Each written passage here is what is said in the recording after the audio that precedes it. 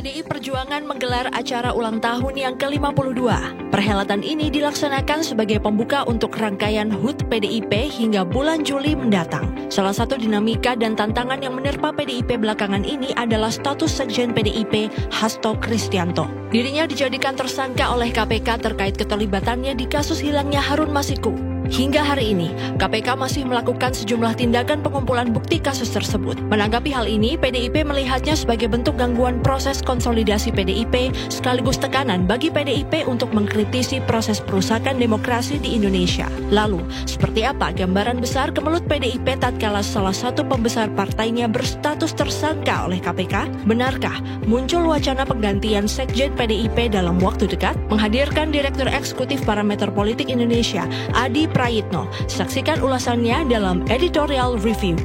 Membahas topik lain, The Hat-Trick kali ini akan mengulas lebih dalam tentang hadirnya Patrick Kluivert sebagai pelatih timnas Garuda. Masuknya Kluivert dan tim kepelatihannya tidak lepas dari program naturalisasi pemain keturunan Belanda yang dilakukan oleh PSSI. Lantas, benarkah para pengurus PSSI melihat jika timnas Indonesia lebih cocok diracik oleh darah Belanda? Seberapa besar peran Belanda dalam sepak bola di Indonesia? Simak obrolannya bersama Franklin Erikemur, pengurus Oranje Indonesia dalam The Hat-Trick. Untuk menutup edisi kali ini, Detik Sore akan mengulas program makan bergizi gratis dari pemerintah. Setidaknya, berbagai sekolah di 26 provinsi di Indonesia sudah menikmati manfaatnya. Meski demikian, kritik mulai bermunculan untuk makanan yang disajikan. Lalu, apa saja temuan-temuan dari program Buah Janji Kampanye Presiden Prabowo ini? Ikuti ulasannya dalam Sunset Talk.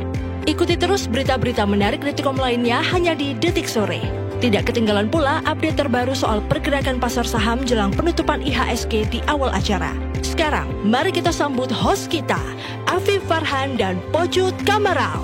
Detik Sore, gak cuma hore-hore. Nah, tapi ini pakai kuitiau bisa. Masa sih? Ntar gua. Wih, welcome back to Detik Sore. Gak Cuma hore-hore. Masih sama Pocut di sini. Ada Afif di sini. Bentar guys. Yes. Kita lagi briefing tadi ya. Oh ini. Kembali lagi Detik Sore. Gak cuma hore-hore. Oh gitu. Ada jogetannya ya Pak ya. Ada poco-poco daripada saya ngadep belakang terus ngadep depan ya kan? Iya bener kayak kemarin tuh. Siapa ya yang melakukan itu? Kayan saya emang. Raja gimmick. Raja gimmick, betul. Hari ini tuh hari Jumat. Yeay, besok libur, Thanks, gengs. gratis Friday. Besok kerja gak? Sabtu masuk ya? Wow. Bapak liputan, Pak? Enggak, piket. Tapi Oh, minggu piket. libur. Pocut weekend kemana? Weekend ini ya? Gak ada nih. Tak katanya tadi mau ke Honolulu, nggak jadi. 2 hari doang tuh. Iya, Honolulu PP lagi. tuh. Siapa saya punya jet pribadi gue? Amin. Amin, Kan nggak ada tahun yang depan tahu, lah. Cu, tahun Soalnya kan depan. kebetulan investasi gue lagi naik tuh, jamu. Oh iya, itu ya. Iya itu. Salah satu emiten, Iya.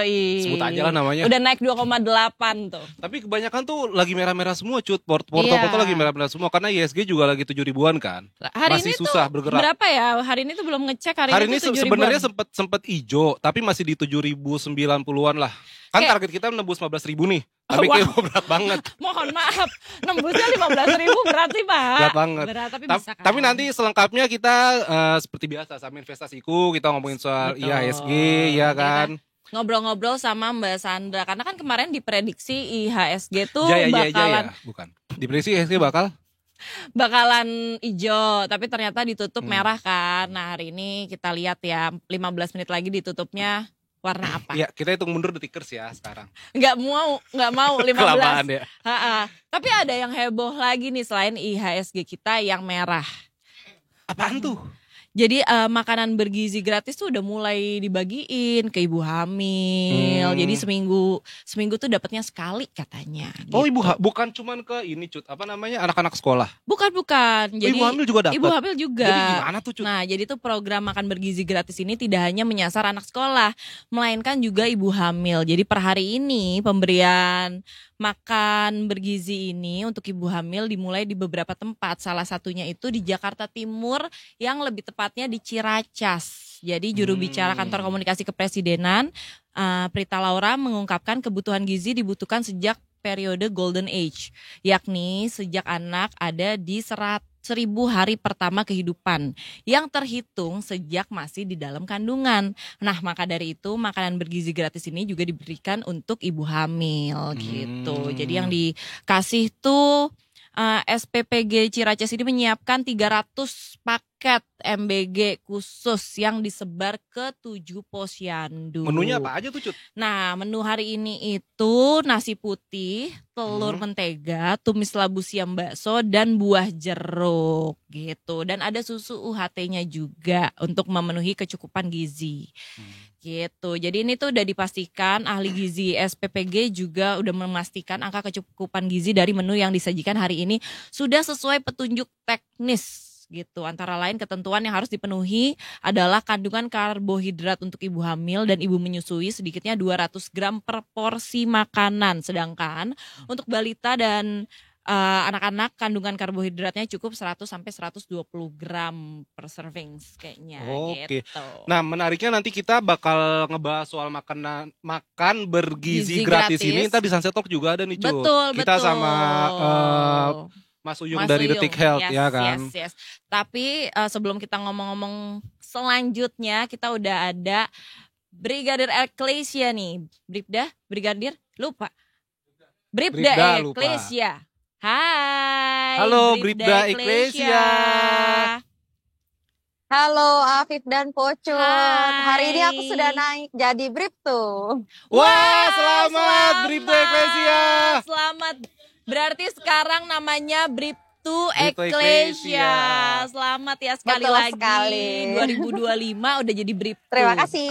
Luar Amin. biasa. Semoga, Bukan amin, udah. iya maksudnya amin, semoga karirnya terus naik, Terus menanjak terus ya, moncer luar begitu biasa. kan. Sekarang posisi lagi di mana, Bribtu? Kayak di bawah flyover Saat nih. ini saya berada di Simpang Kuningan, Jakarta Selatan. Simpang Kuningan, Jakarta Selatan. Baik, kalau gitu silakan apanya? Laporannya, betul. Silakan Bribtu. Baik, terima kasih Afif dan juga Pocot. Selamat sore, Detikers kembali bersama kami dari NTMC Korlantas Polri akan menginformasikan situasi arus lalu lintas langsung dari kawasan Simpang Kuningan, Jakarta Selatan. Dapat kita lihat bersama situasi arus lalu lintas di jam pulang perkantoran pada sore hari ini tampak cukup ramai dan terus mengalami peningkatan volume arus kendaraan dari berbagai arahnya, yakni dari arah Mampang yang akan menuju ke arah Semanggi ataupun yang akan lurus menuju ke arah Kuningan tampak cukup ramai dan ketersendatan terjadi jelang traffic light di kawasan ini. Selepasnya kendaraan dapat melaju dengan kecepatan normal. Kami mengucapkan terima kasih kepada seluruh pengendara yang tetap bekerja sama untuk tetap berhenti di belakang garis stop pada saat mengantri jelang traffic light. Dan juga kami menghimbau untuk selalu menjaga jarak aman kendaraan Anda dengan kendaraan lainnya. Dikarenakan di kawasan ini adanya putar balik yang akan menuju ke arah Kuningan maupun yang akan putar balik lagi ke arah Mampang. Dan juga untuk situasi arus lalu lintas selanjutnya dari arah Gatot Subroto maupun Semanggi yang akan menuju ke arah Pancoran juga tampak cukup ramai dan terus mengalami peningkatan volume arus kendaraan. Kami menghimbau kepada seluruh pengendara yang akan melintas di kawasan ini. Dikarenakan di kawasan ini terdapat jalur busway, kami menghimbau untuk tidak menggunakan lajur busway sebagai lajur kendaraan Anda demi keselamatan diri Anda dan juga pengendara lainnya. Bagi para pejalan kaki yang akan melintas di kawasan ini untuk tetap berhati-hati pada saat Anda sedang menyeberang jalan dan dapat menggunakan jembatan penyeberangan orang maupun zebra cross yang telah tersedia. Dan untuk arus lalu lintas dari arah Kuningan yang akan menuju ke arah Mampang juga tampak kondusif lancar pada sore hari ini. Kami menghimbau kepada seluruh pengendara untuk tetap mematuhi rambu lalu lintas serta marka jalan yang berlaku. Dan kami ingatkan untuk tidak menerobos jalur yang berlawanan arah demi keselamatan diri Anda dan juga pengendara lainnya. Nah, dikarenakan di kawasan ini juga terdapat sistem ganjil genap, di mana kendaraan yang dapat melintas hari ini ialah kendaraan berplat genap, dan kendaraan berplat ganjil dapat mencari jalan alternatif lainnya sesuai dengan tujuan Anda. Dan juga Detikers kami menghimbau untuk terus mengikuti arahan serta petunjuk petugas kami di lapangan. Dan bagi Detikers yang ingin mendapatkan informasi situasi arus lalu lintas selengkapnya, dapat menghubungi call center kami 1569 atau melalui SMS center di 9119. Selamat beraktivitas, hati-hati di jalan, dan salam presisi. Demikian Bribtu Ecclesia melaporkan, kembali kepada Afif dan juga Pocot. Silakan. Wih, Terima kasih Bripto Ecclesia. Terima kasih Bripto Ecclesia. Ditunggu traktirannya. karena Ditunggu udah naik traktirannya PHK. ya, Bripto. Tapi Apa? bukan cuma Bripto yang naik. Baik, Apa? terima kasih. Di sini juga ada loh. Oh, jadi apa tuh? Ada Gunardi. Oh, Gunardi jadi karyawan tetap Jadi katanya karyawan ya. tetap. Mantap. Wih. Selamat Gunardi. Selamat. Kalian bisa sharing kebahagiaan kalian, nanti kita Jadi set ya. traktirannya double nih kalau begitu, Traktirannya sama double. Bripto sama Gunardi ya kan. Iya benar-benar. Nanti ditunggu ya besok langsung. Terima kasih. Terima kasih Bripto Ecclesia. Selamat bertugas. Dan Salam terima presisi. kasih Pocot dan Afif. Selamat beraktivitas, salam presisi. Cerah sekali. Cerah, udah jadi Bripto, jadi Kayaknya cerah. 2026 ini apa banyak ini Cut ya, banyak dimulai dengan sesuatu yang cerah-cerah begitu. Betul, cuman nih ada juga yang nggak cerah Pak. Apaan tuh Pak? Karena- Pak Bu. Kebetulan perempuan Pak. Karena banyak perusahaan mau PHK massal karyawan gara-gara AI. Serius Cut? Jadi World Economic Forum itu melaporkan sebanyak 41% perusahaan di dunia berniat mengurangi jumlah tenaga kerja mereka alias melakukan PHK massal di 2025 sampai 2030 mendatang karena AI. Ya ampun, kayak Sintayong yang kena PHK ya. Terus Iya, terus, tapi kan nggak gara-gara AI kan dia. Kan nggak mungkin nggak sih. mungkin Timnas ya. tidak sama IA ya kan. Iya, jadi kayak kalau melansir dari CNN hari Jumat ini, dari ratusan perusahaan besar yang disurvei di seluruh dunia, 77% diantaranya berencana untuk meningkatkan dan melatih kembali para pekerja mereka agar dapat bekerja lebih baik menggunakan AI. Gitu. Dan Direktur Pelaksana WEF mengatakan sejumlah bidang pekerjaan yang akan mengalami PHK massal paling besar mulai dari petugas pos, sekretaris, hingga administrasi karena penyebaran AI ataupun tren lainnya. Sayang banget deh tapi.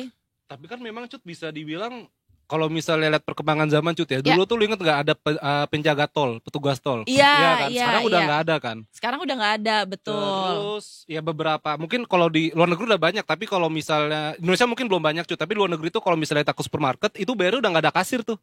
Iya Iya, kan, iya. langsung otomatis kan? Enggak, di salah satu toko buku yang ada di Pondok Indah Mall, itu itu juga udah nggak pakai kasir. Jadi kita scan, dia ada alatnya gitu. Kayak ini drive-thru. Enggak, bukan drive-thru. Jadi sekarang kan EI True. Apa? Enggak juga. enggak, bukan. Jadi kalau misalnya kita ke fast food gitu, ada tuh mesinnya. Oh, langsung kayak vending machine gitu ya? Iya, yang kayak gitu. Tapi kayaknya cuma ada satu yang nggak bisa digeser sama teknologi dan AI Cut. Apa? Tukang parkir.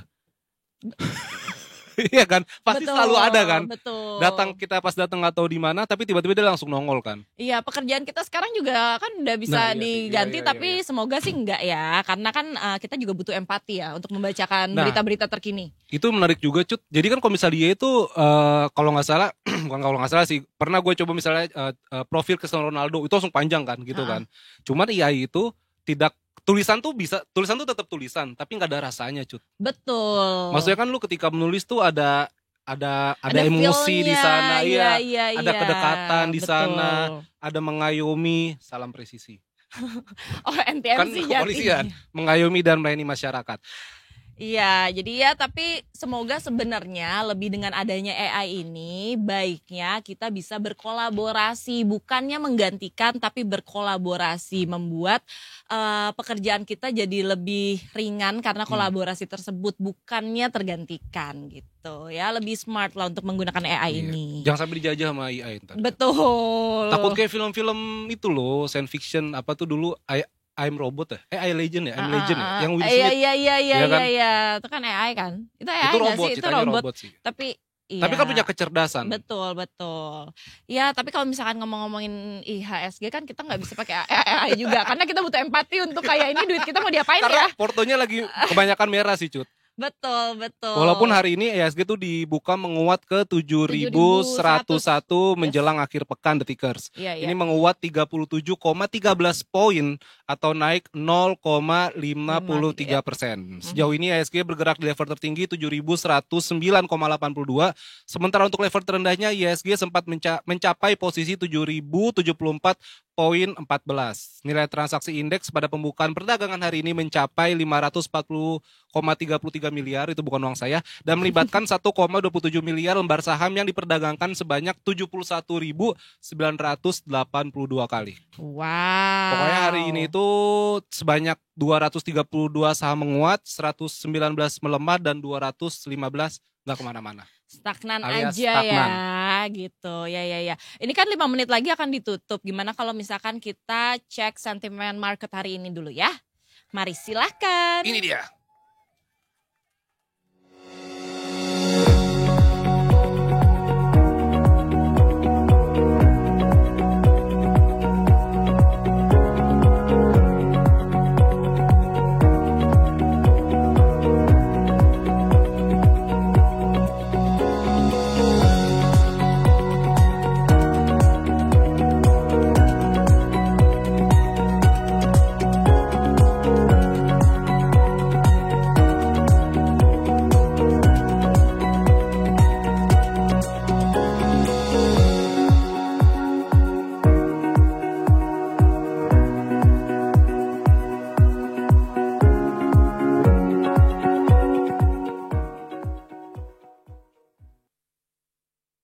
Yes, itu dia sentimen market untuk hari ini di hari Jumat Tanggal 10 Tanggal 10 Januari, besok Januari. 11 Januari kita bertemu. 11 Januari bertemu. Ya benar. Tapi 11 Januari market ditutup. Iya, Sabtu karena hari Minggu, Sabtu Minggu ya kan? istirahat dulu ya marketnya. Nah, kita kalau misalkan udah ada nih sentimen market berarti kita nggak berdua doang. Yes. Kita udah ditemenin sama Mbak Sandra dari investasiku. Mbak Sandra. Jangan ya, Jangan, Mbak. jangan ya, please jangan. Oh. Aku mau kamu di sini selamanya, Oh. selamanya loh. Iya. Berani bayar berapa loh? Gitu kata bahasa dalam hati, berani bayar berapa? Oke, ini 3 menit lagi nih. 3 menit lagi nih, 3 menit Mbak lagi. Sandra. Ini sekarang posisinya masih di 7.098 ya, Mbak? 7.000. 7.009 Oh, lima. gue belum Ini di udah refresh berubah. kali. Udah Iya, berubah. 795. Tapi ini hijau ya Mbak ya? 7.095 bukan 7.000. Sorry, kita sumbernya mana sih? Oh ya 7.100 di 15. Oh, yang terakhir ya? Oh iya. Di 1550 7.101. Betul, tapi ini hitungannya hijau kan?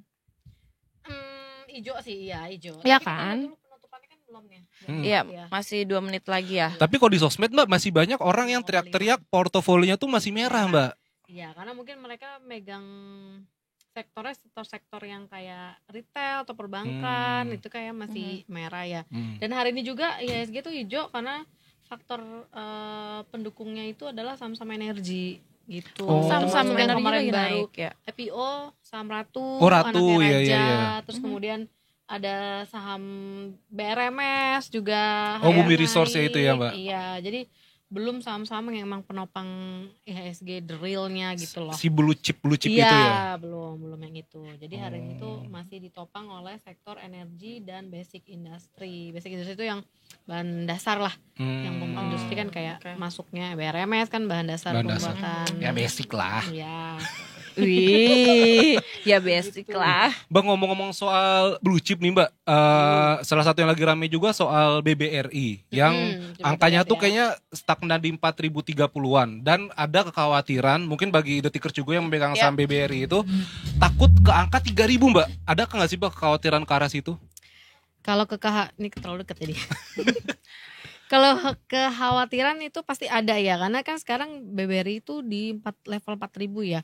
Iya. Gitu. Ya. Kalau dia sempat menyentuh level psikologis 4.000 di bawah, itu pasti dia akan cenderung untuk ke level psikologis berikutnya 3.000-an gitu. Cuman ya nggak akan secepat itu. Justru tapi itu berita baik, kalau dia semakin turun kita semakin ambil.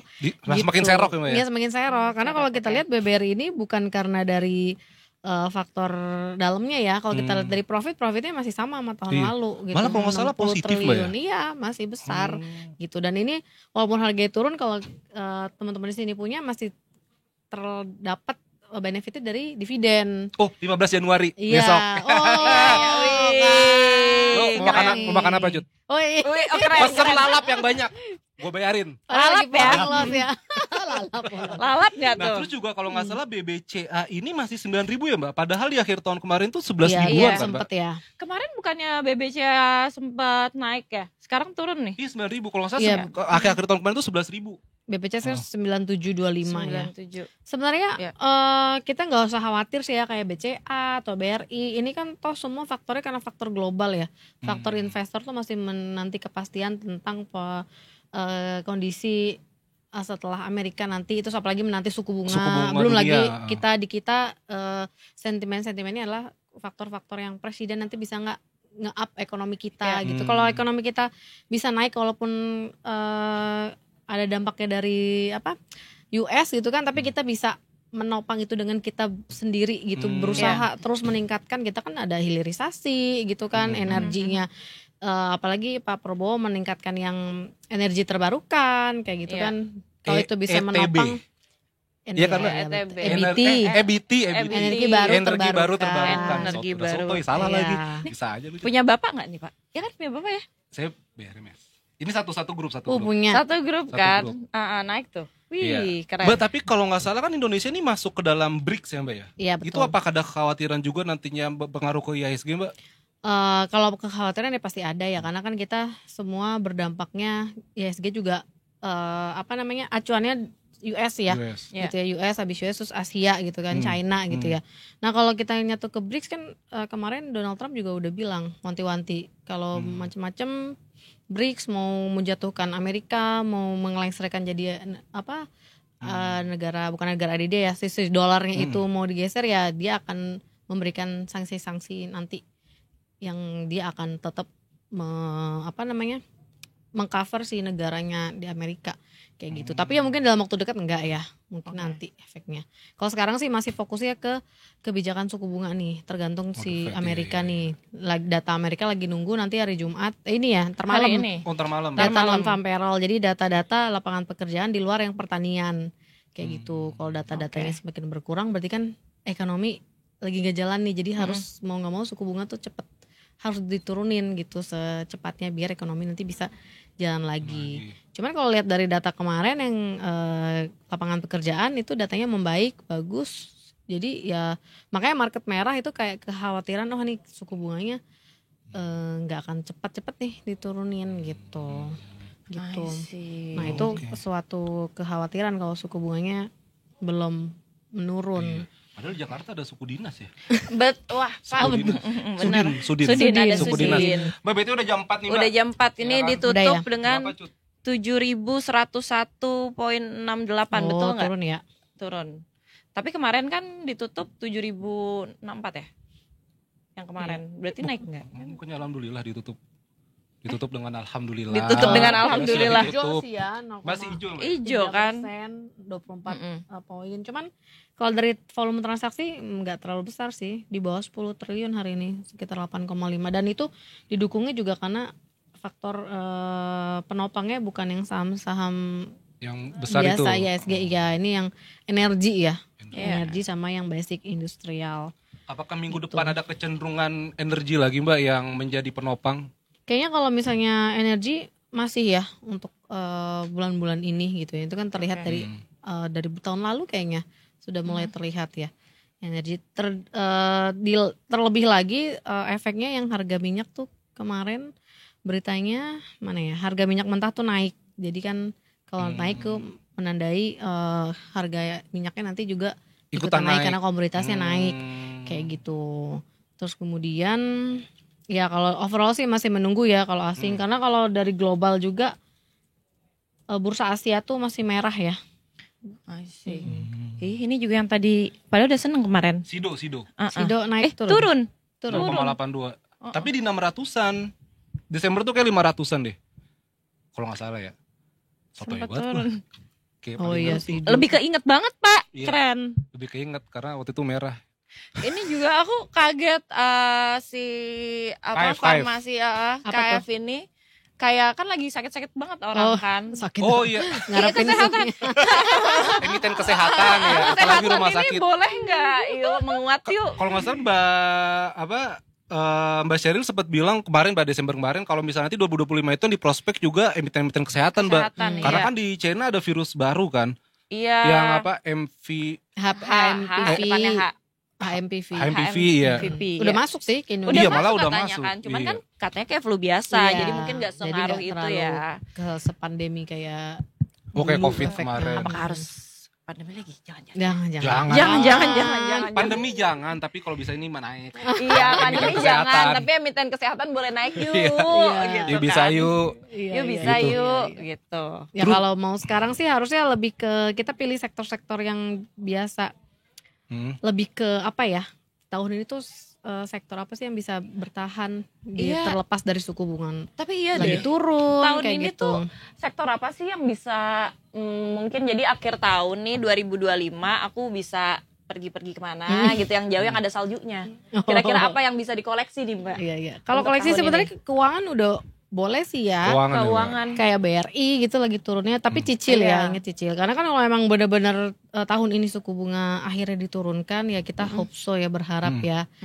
Kalau misalnya suku bunganya sudah turun terus sudah netral, itu pasti perbankan bakal rally lagi gitu. Karena perbankan kita ini yang Big Four ini naik bukan gara-gara kinerjanya mereka yang buruk, tapi emang karena faktor global juga. Faktor global yang akhirnya lagi menukik ya Mbak ya. Betul. Oke. Gitu. Berarti ini lagi diskon cut. Lagi- Iya, ini lagi diskon. Cuman parah ya diskonnya. Iya lumayan, agak deg-degan. Iya, Kalau paling selain parah itu, BBRI sih. selain perbankan ada Energi juga oke sih untuk tahun ini. Konstruksi gimana Mbak, konstruksi Mbak? Soalnya kan terakhir tuh ada berita Pak Prabowo itu penandatanganan MOU proyek 1 juta rumah dengan Qatar. Nah itu salah satunya tuh di situ ada PTPP yang akan nanti program 1 juta rumah ini gitu.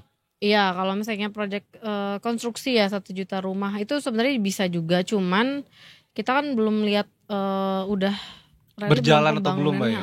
Betul, belum lagi kalau konstruksi kan mereka pakai bahan baku, apalagi kalau misalnya sekarang minyak lagi naik, industri-industri itu kan pasti akan tertahan karena mereka menggunakan minyak kan untuk ngambil barang kayak gitu, atau misalnya perjalanan kemana kayak gitu. Jadi itu masih harus dilihat lagi.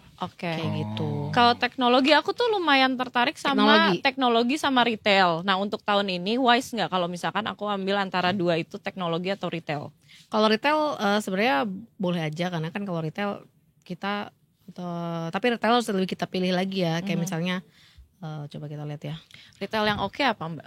Jatuhnya Mohon maaf kenapa? ini, Kenapa kita antara jadi market review atau konsultasi ya. konsultasi, jatuhnya konsultasi. Iya. Ini mahal nih Mas Andra bayarnya nih manajer investasi loh ini. Kayak macam-macam loh Cut. Konsultasi loh. Tapi kapan lagi ya? Tapi kan kapan Iya, lagi? iya, Karena iya, emang Kapan lagi curhat ditonton orang? dari tahun lalu gue tuh sempet consider teknologi, karena gue mikirnya kalau teknologi kan long last kan, kita selalu pakai teknologi. Kalau retail kenapa? Iya, Karena iya. kayak ya cewek aja. Iya sih, tapi teknologi Cut kalau nggak salah tuh yang terakhir Bukalapak itu, dia udah sekarang tinggal fokus jualan pulsa sama token, makanya sahamnya tuh merayap banget. Iya kan, teknologi lumayan Jadi kayak bisa masih tapi bisa jadi consider juga nggak sih? Teknologi bisa, cuman kita nggak bisa ngarepin dia jangka pendek ya. Kayak Oh, gitu ya. harus Kayak butuh misalnya waktu. teknologi, contohnya misalnya kita ambil Goto kayak gitu ya. Tapi kan kita tahu harga sahamnya ya beberapa minggu ini udah naik gitu kan. Dan kita tahu bisnisnya setelah dipimpin Patrick Waluyo sudah mulai membaik ya, laporan keuangan minusnya yang dari besar banget bisa mengecil. Ya kalau kita lihat dari prospek bisnisnya oke, itu kita juga lihat kan Gojek masih rame gitu kan yang dipakai. Nah itu bisa kita pertimbangkan. Cuman ya harus tetap kita pantau, seenggaknya 3 bulan sekali kita lihat laporan keuangannya begitu dia keluar. Terus ada berita apa bisnisnya ke depannya, dia mau gimana, itu yang kita pantau. Karena tetap ya kalau harga saham kalau emang dia naik pasti tercermin dari kinerja si perusahaannya sendiri. Kayak gitu. Kalau untuk teknologi mungkin agak lebih jangka panjang karena faktornya juga sama salah satu suku bunga gitu. Itu ngaruh ke teknologi juga ya, Iya, suku bunga turun tuh bakal ngaruh ke teknologi. Karena kan kalau misalnya kita mau mengembangkan satu perusahaan teknologi butuh biaya ya. Yang besar pasti butuh biaya kredit ke bank. Pinjaman. Kalau suku bunganya lagi tinggi pasti mereka akan hold dulu dong. Mending nanti tunggu. Karena kalau begitu mereka pinjam kan jangkanya panjang ya. Gitu kan. Ya seperti itu. Kecuali ya sektor teknologi ada ya pembiayaan dari mana kayak gitu. Nah kalau retail mungkin bisa kita Indofood kayak gitu masih oke. Iya retail Indofood tuh ICBP. lagi AMRT lagi di bawah, Alfamart sorry.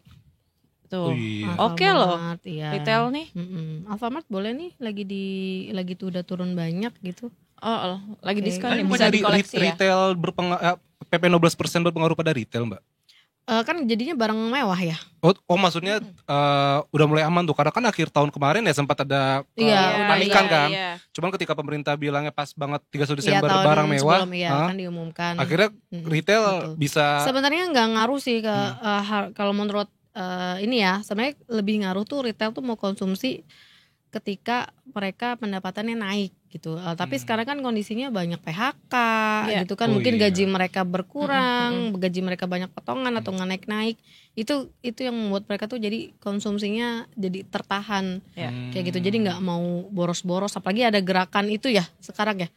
Tidak belanja ya. Apa sih kalau nggak penting-penting amat? Iya. Gerakan apa sih? frugal living. Iya, gerakan frugal Iya. living itu untuk yang menengah ke bawah Bawah. ya. Karena kalau untuk retail otomatis yang konsumsinya paling besar itu yang kalangan menengah ke bawah dan Indonesia itu masih Iya. tergantung ke sana kayak gitu untuk retailnya gitu. Jadi kalau misalnya lihat ada yang kayak Alfamart kan ini dari sisi fundamental perusahaan kan bagus ya. Jadi kalau misalnya ketika dia turun ya kita bisa lihat. Tapi kita lihat juga labanya konsisten nggak sih 3 bulan dalam setahun terakhir kemarin. Kalau konsisten atau mungkin ada turun dikit atau misalnya tetap naik tapi harganya turun ya kita itu berarti diskon karena dia dari segi profit Iya. nggak kenapa-napa Oke. gitu. Promo, Berita promo. Oke, menarik hari Senin. Apalagi Oke, menarik hari Senin. apalagi kan kita bentar lagi mau puasa kan, Maret Oh kan. iya, Nah itu puasa itu berarti ngaruh. retail bisa ngaruh kan, Iya, Mbak? iya. Biasanya kalau bulan puasa yang ngaruh ya kayak retail yang baju-baju atau enggak yang ayam ya. Emiten Jaffa. ayam ya, Jaffa itu suka naik. Karena kan orang konsumsi buka puasa bareng. Iya. Gitu ya, yang perdagingan gitu, yang makanan Iya, minuman. boleh nih Detikers, siapa Gitu. tahu ada yang mau mengoleksi nih ya kan Dari nih. sekarang nih justru Dari tadi sekarang justru. Alfamart lagi promo ya Iya. kan. Iya, pada Lagi diskon-diskon. murah-murah. Menarik nih, siapa tahu kan Indofood. akhir tahun. Yuk kita berbondong-bondong Ya, menikmati hasil investasi. menikmati hasil investasi. Indofood juga bisa kalau mau dikolek. Indofood lagi Indofood udah turun kemarin sih, nggak terlalu turun dalam banget sih, cuman ya lumayan.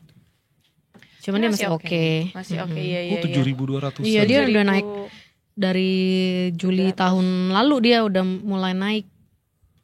Ya kan menarik. Oke. Tuh. Iya, Menarik naik lah, terus dia. menarik dia. Boleh nih. Beli cut.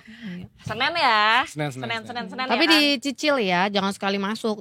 Takutnya nanti, bukan takut ya. Jadi kalau momentumnya dia ada sedikit turun, kita bisa ambil lagi di bawah. Gitu. Oh iya. Jangan FOMO. Iya. Jangan FOMO. Iya. Jangan sekali Benar. masuk semuanya. Jangan greedy, janan FOMO, hormati orang tua, sayangi gurumu, itulah tandanya Ya. kau murid budiman. Iya. Tapi iya benar-benar gue tuh sempat FOMO tuh waktu itu Zong. Tiba-tiba iya. Iya kan, orang lagi rame apa gitu. Kan kita harus tahu fundamentalnya, cut. Keren Asik. Bapak Afif. Dan keren, Indofood luar biasa. terakhir ini belum keluar ya yang Q4-nya ya. Dia naik ya profitnya dari 2023 ke 2024. 3 tahun terakhir dia naik. Terus PR-nya juga masih di bawah, masih rendah, yang which is berarti masih murah. Seperti kayak gitu. Terus PBV-nya juga masih di angka 1. Biasanya kalau retail itu apalagi yang udah besar, standar PBV-nya itu 3.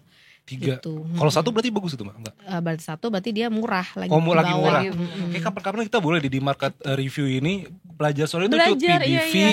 PER, PV, ya, PER. Iya, valuasi. boleh tuh. Pokoknya banyak istilahnya lah. Iya. Atau mungkin kode Morse.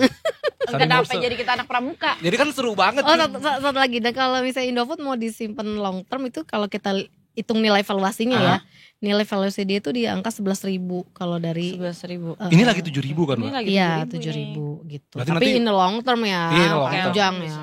Jangka panjang Iya. banget gitu kan. Tapi ini loh kemarin tuh sempat gue ketemu sama temen gue yang umurannya dia di bawah gue. Di bawah gue. 45. Dia Gen Z. Oh. Terus Udah dong, tiba-tiba dia ngomong gitu Emang bukan kan. Gen Z? Kan saya bukan Gen Z kebetulan. Pocut ya. Milenial akhir lah ya. Iya. Gen manusia apa sih? Cut? Makasih ya rebut saya. Aku Iya. Gen Z loh. Jadi tuh kemarin sempat ketemu sama si cewek si awal 20-an ini. Terus dia ngomong dia lagi cerita, lagi pingin investasi deh, tapi dia lebih ke emas. Emas, oke. Zaman dulu banget, ini dong, apa investasi saham-saham dong. Nah tapi kan bingung kalau ngejelasin sama orang yang dia juga belum paham gitu kan. Nah dia tuh takut gitu loh. Nah gimana cara ngejelasinnya yang gampang, kayak ini safe juga loh sebenarnya. Karena kan orang tuh sukanya kayak mikir ini kayak gambling deh. Ini investasi tapi ini gambling. Nah susahnya tuh itu gitu loh ngejelasinnya gimana Mbak? Oke. Mungkin kalau misalnya jelasinnya, kita pilihnya mungkin saham-saham yang besar dulu kali ya. Kita kasih aja laporan keuangannya, suruh baca.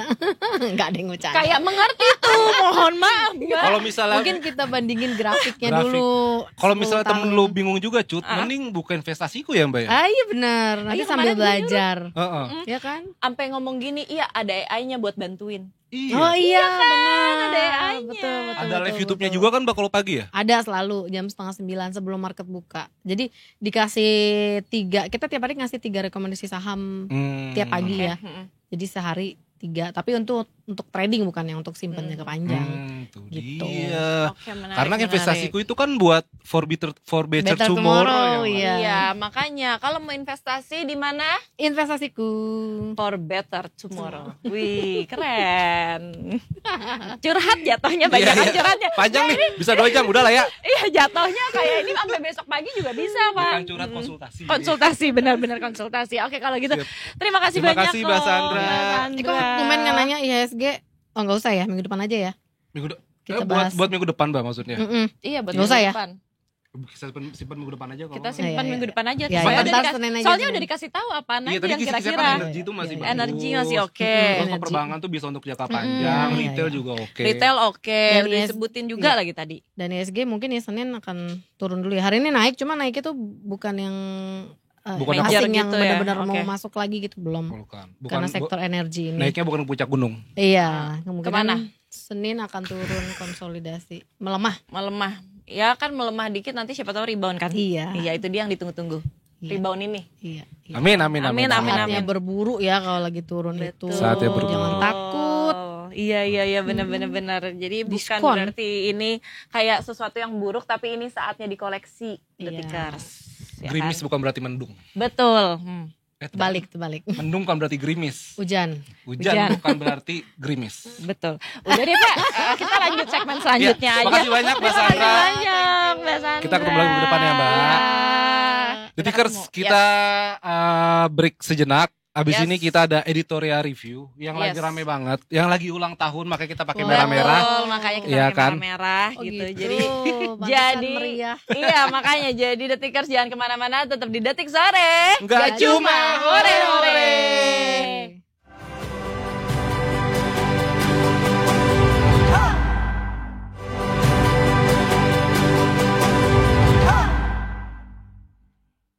Yeay, masih di Detik Sore. Nggak cuma hore-hore. Sekarang kita masuk ke editorial review. Yes. Kita akan membahas tentang PDIP. Kita merah-merah. Kita hari ini, merah-merah. marun. Kenapa? Karena PDIP hari ini lagi ulang tahun ke 52 sama ulang tahun PDIP, Selamat Banteng ulang Perjuangan. tahun, yes. Dan kita nggak berdua doang ngebahasnya Mm-mm. sama Mas Alexander Sudrajat, jurnalis senior detik.com, luar biasa. Selamat sore, Selamat sore, Kang Mas. Alex Sudrajat, Alexander the Great Sudrajat. Iya, Ada the kan? Great-nya tengah-tengahnya. Keren. Tapi ngomong-ngomong kita sama-sama merah-merah. Iya. Kan dalam rangka ulang tahun PDIP itu. Oh. iya. Meskipun tanpa rencana ya. Iya Jujur, benar, kita jujur enggak. kita tanpa sepengetahuan orang-orang di Detikcom ya. Tahu kalau hari ini ulang tahun PDIP ya pas baca berita. Oh, tapi kan gue juga nggak tahu akan tampil di sini. Jadi, Oh iya benar, tapi pas banget merah-merah. Tapi kan ini kan ulang tahun ke-52. Emang udah selama itu ya? Bukannya PDIP itu pas reformasi ya? Iya makanya. Iya nggak sih Kang? Coba Kang. Coba Dikit. apakah ada sesuatu yang kita tidak tahu kan? Iya, Karena betul. tiba-tiba udah 52 aja kalau nih. nama PDI Perjuangan, PDIP itu kan PDI Perjuangan. Iya. Itu kan semacam brand baru dari PDI. Jadi di ujung Orde Baru itu ada 2 kepengurusan tuh PDI Suryadi yang dikehendaki oleh penguasa saat itu, Pak Harto, dan Megawati yang dikehendaki oleh rakyat. Iya. Masa PDI untuk membedakan dibikinlah PDI Perjuangan. Tapi rupanya dalam perjalanannya sekarang usianya disatukan ke awal PDI itu terbentuk di tahun 70-an. Di zamannya Di Pak masa Harto. Orde Baru, iya.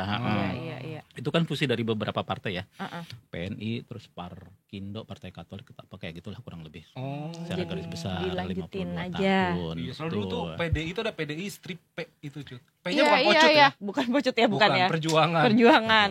Iya. Oh, begitu. Emang saya sih ngebayangin juga dia akan ngitungnya dari awal reformasi gitu. Jadi Iya kan? benar-benar putus. Heeh. Ternyata kan enggak, karena memang pendiri sebagian di PDIP juga tokoh-tokohnya yang dulunya mendirikan PDI gitu kan. Oh. Dan sekarang tuh Kayak nggak ada masalah kan, Kang, di Nggak ada masalah. di tubuh mereka Nggak sendiri. ada masalah. 52 tahun. 52 tahun loh. Iya. Tapi kayaknya ulang tahun hari ini sedikit ternoda ya, Cut ya. Ternoda nggak tuh? Karena kan ada Rona merah pernikahan. jatuhnya. Nokta. Nokta. Nokta Nok- merah Rona. perkawinan. Oh. Rona. Ada Iya. Aji Rona. Bener. Tetangga gue di Roma. rumah. Aji Roma nggak? Roma juga ada. Iya, cuman kan emang lagi ada kemelut-kemelut ini nih di ulang Iya. tahun yang ke-52 ini. Ini tuh bisa digambarkan nggak nih masalah kayak counter attack-nya PDIP itu bakalan Iya, seperti jadi kan apa memang sih? kemelut yang dimaksud Pocut sini kan adalah ya kemarin tertangkapnya Sekjen Pak Hasto ya kan. Iya. Tersangka, gua cakap lagi tersangka, bukan tersangka, ya kan? iya kan. Dan apakah ini setebal apa sih ini Kang kemelutnya di Kemelutnya, tubuh PDIP heeh. sendiri? Kalau saya sih ngelihatnya itu bukan problem PDIP ya. Itu kan problem Pak Hasto pribadi. Jadi masa, Kang? kita terlalu membesar-besarkan nih kalau dibilang wah di hari ulang tahunnya ternoda, oh ini ada kemulut. Enggak, Tapi kan, itu Pak- problemnya Pak Hasto sebagai sekjen ya.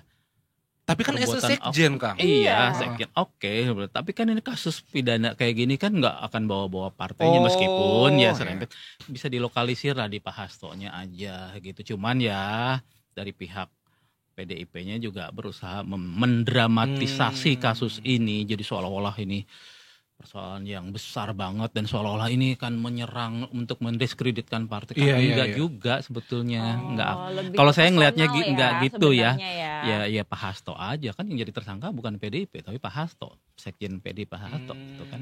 Tidak juga Ibu Megawati sebagai ketua umum kan enggak kan. Iya juga. Cuman masa nggak ada efeknya sih, Kang, Hmm. ke PDIP? Mungkin transisi dari masyarakat, Kang.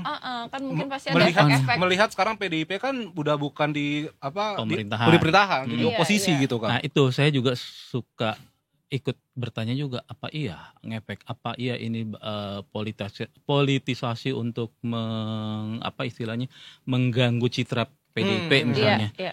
Mau diganggu dalam rangka apa nih citranya gitu kan, pemilu baru aja kelar nih, baru akan ada pemilu lagi 5 tahun yang akan datang gitu kan.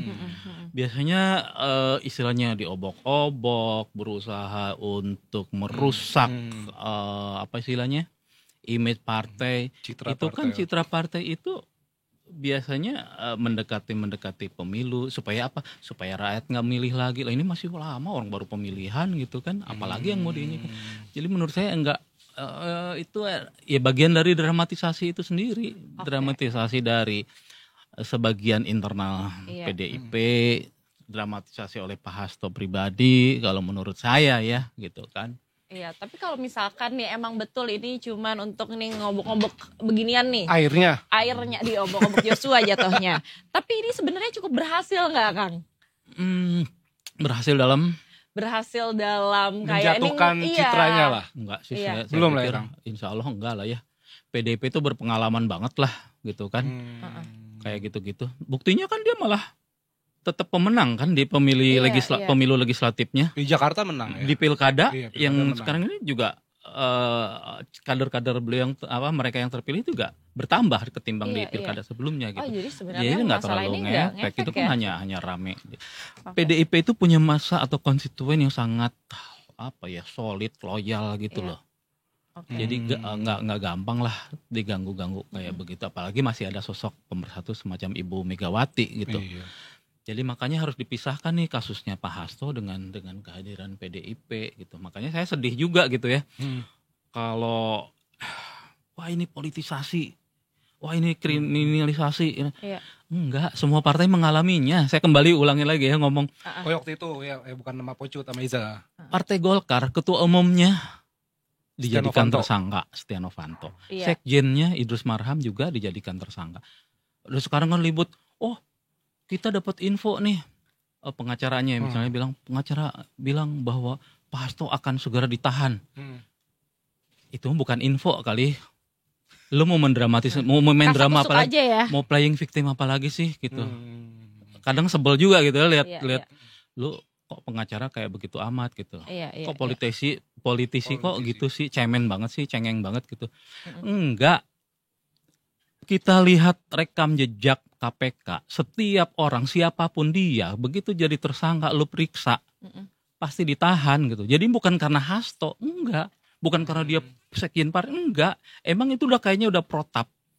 Tanda petik ya. Udah Iya. dulu dikenal Jumat Keramat. Setiap ada calon tersangka atau tersangka yang diperiksa di hari Jumat, itu pasti keluarganya udah nyiapin pakaian di Iya, kopernya iya, gitu iya, kan. iya, Jumat. Tinggal disusulkan. Ya Pak Hasto udah tahu gitu.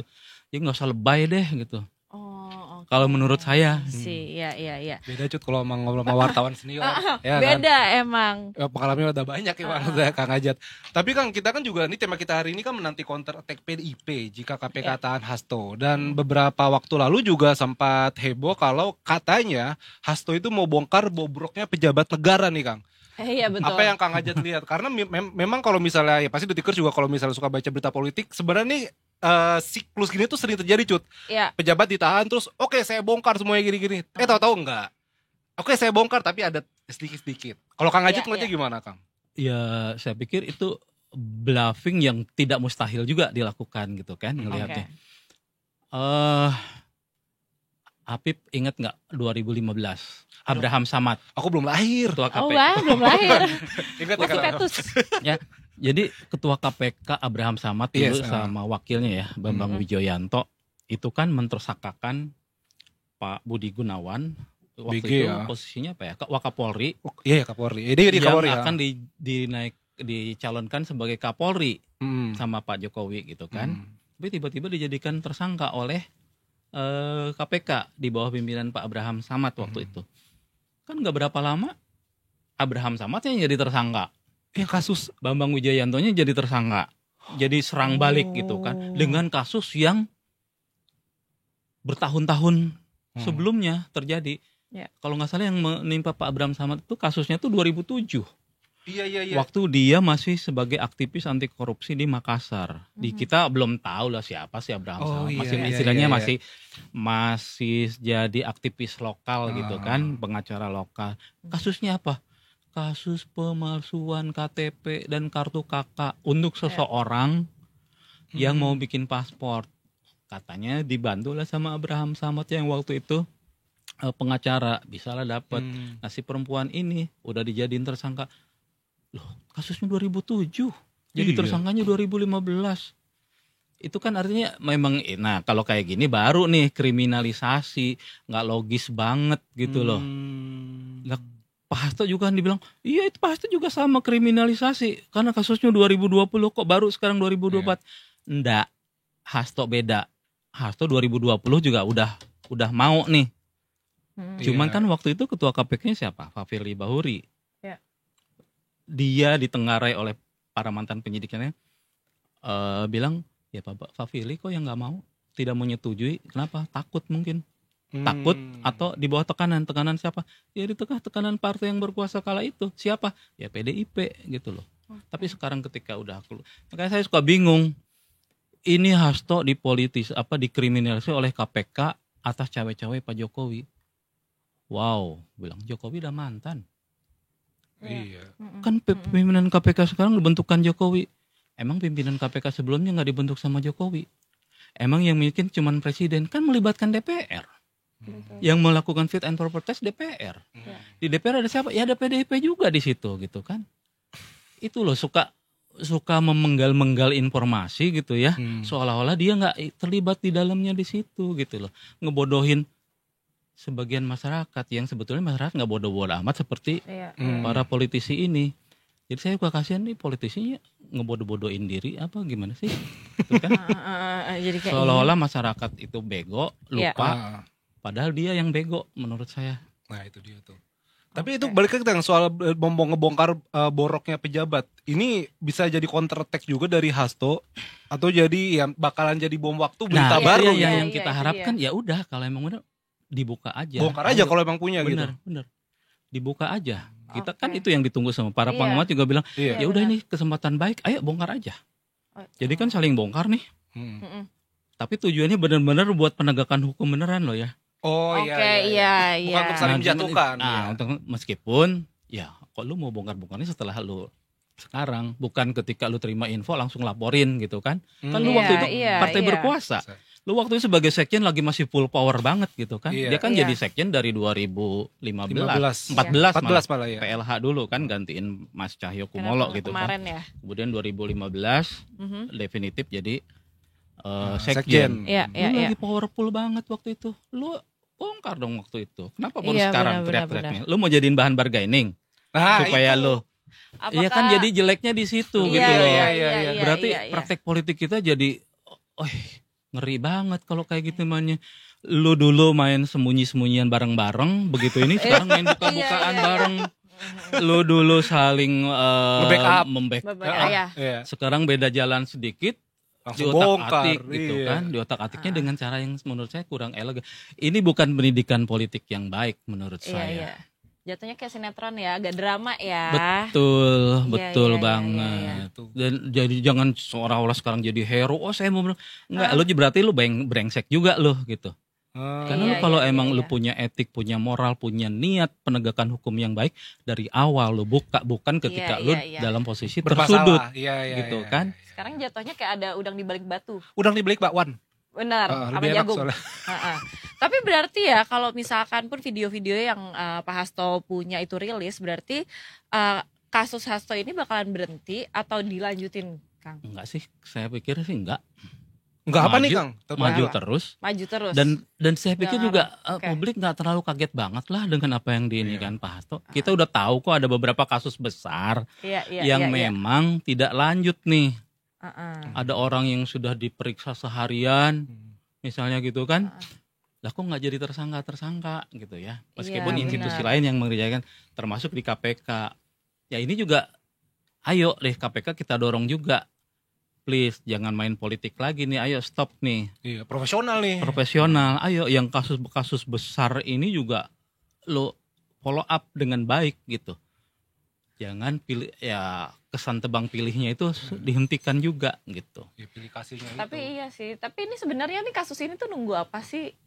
Kang? Nunggu lucut lama banget di jalan. Enggak, soalnya nggak ditahan kan? Oh, Sebenarnya nunggu apa? karena belum diperiksa. Diperiksa. Karena belum Oh, diperiksa. dia Pak Hasto sudah pernah diperiksa. Iya. Jadi oke. kan gini loh, kenapa saya bilang ini nggak ada politisasi, ini bukan kriminalisasi, bukan juga ada cewek-cewek dari pihak luar ke KPK. Iya. Ini kan kayak gitu kita kayaknya ngerendahin KPK juga ya. Betul. Meskipun mungkin dalam batas tertentu ya dia bisa disetir juga. Pernah. Oke. Tapi kalau kita baca urut-urutannya itu kan Pak Hasto pernah dimintai keterangan. Pak Hasto pernah disita HP-nya gitu kan. Tim penyidik datang ke pimpinan KPK yang sebelum ini melakukan ekspos, Pak, kami udah nemukan bukti-bukti baru. Ini kayaknya udah layak dijadikan tersangka. Tapi pimpinan KPK yang sebelum yang baru ini kan masa baktinya mungkin kayak tinggal menghitung hari. Jadi Iya. aduh jangan gue deh, gue udah mau biar aja yang baru gitu Yang- kan. Iya, yang selanjutnya Giliran aja ditetapkan deh. sama yang baru, Heeh. dibilangnya ini pesan sponsor dari penguasa yang baru berakhir, Pak Jokowi lah kita sebut. Heeh, oke. Lah kok jadi kayak begitu logikanya gitu. Ini yang kerja tim penyidik loh. Iya. Pimpinan itu enggak. Pimpinan itu cuman oh ya bukti-bukti yang lu kumpulin udah oke ya. Ngelihat Asal laporan ya. Iya tinggal oh, udah kalau gitu deal kita sepakati. Yang kerja tuh bukan pimpinan tuh hanya mengesahkan gitu-gitu doang gitu. Yang kerja tuh para tim penyidik. Jadi kalau sekarang dibilang oh pimpinan KPK memang orang-orangnya Jokowi. Ini apa sih? Lo kok jadi bego begitu gitu loh. Oke. Nah, tapi kan ini berarti tuh tanggal 13 kan bakalan diperiksa ya. Pak Hasto ya kan. Besok Senin. Besok hari Senin ya. Ini Ah. tanggal 10, 10. Oh ya. iya, hari Senin kan akan diperiksa. Ini kansnya tuh langsung ditahan tuh berapa persen kira-kira? Kalau saya sih gini ya kembali ke tradisi Ya. KPK ya. Ada yang pada pemeriksaan setelah jadi tersangka diperiksa langsung ditahan. Ada yang mungkin belum butuh yang lain-lain, pemeriksaan kedua, ketiga. Kalau feeling saya besok mungkin kayaknya dia akan ditahan tuh. Oke. Langsung ditahan ya. Dan Pak Hasto juga udah siap kok. Dia bilang gitu kan. langsung ditahan. Wah. Iya, dia kan udah bilang saya akan datang, kalaupun saya ditahan ya itu resiko. Ya udah Itu gitu. saya ngelihatnya gini loh, kita juga masyarakat jangan ngelihat ini sesuatu yang wow gitu loh. Enggak, karena ini bukan yang pertama. Itu kan politisi besar itu sebelum-sebelumnya pernah kayak begitu. Bendahara umum siapa? Demokrat. Siapa tuh namanya? Beberapa menteri, ini Pak Hasto, udahlah gitu loh kan. Tidak ada sesuatu yang Mungkin bagi Gen Z kan, bagi Gen Z mungkin baru nih ya kan, karena PDIP Iya, juga partai yang baru berkuasa gitu. Tapi memang sejarah membuktikan ya, dari seperti Kang Aja tadi bilang, dulu tuh ada ketua partai, bendahara partai, sekjen partai, malah kasusnya lebih gede-gede. menteri. Menteri. Oh iya. Loh, Setia Novanto itu kurang kuat apa coba? Ketua umum Partai Golkar, ketua DPR. Oh iya. Idrus Marham juga sekjen Partai Golkar. Itu Iya, partai terbesar kedua setelah PDIP loh. Gitu kan. Nggak ada tuh yang gimana. Tapi bahwa semuanya ketika jadi tersangka, kami biasa. Tapi nanti di pengadilan kita lihat deh. Idrus Marham, nggak terima. Banding. Bandingnya malah diperberat. Kasasi. Iya loh. Iya. Sok aja. Setia Novanto juga sama.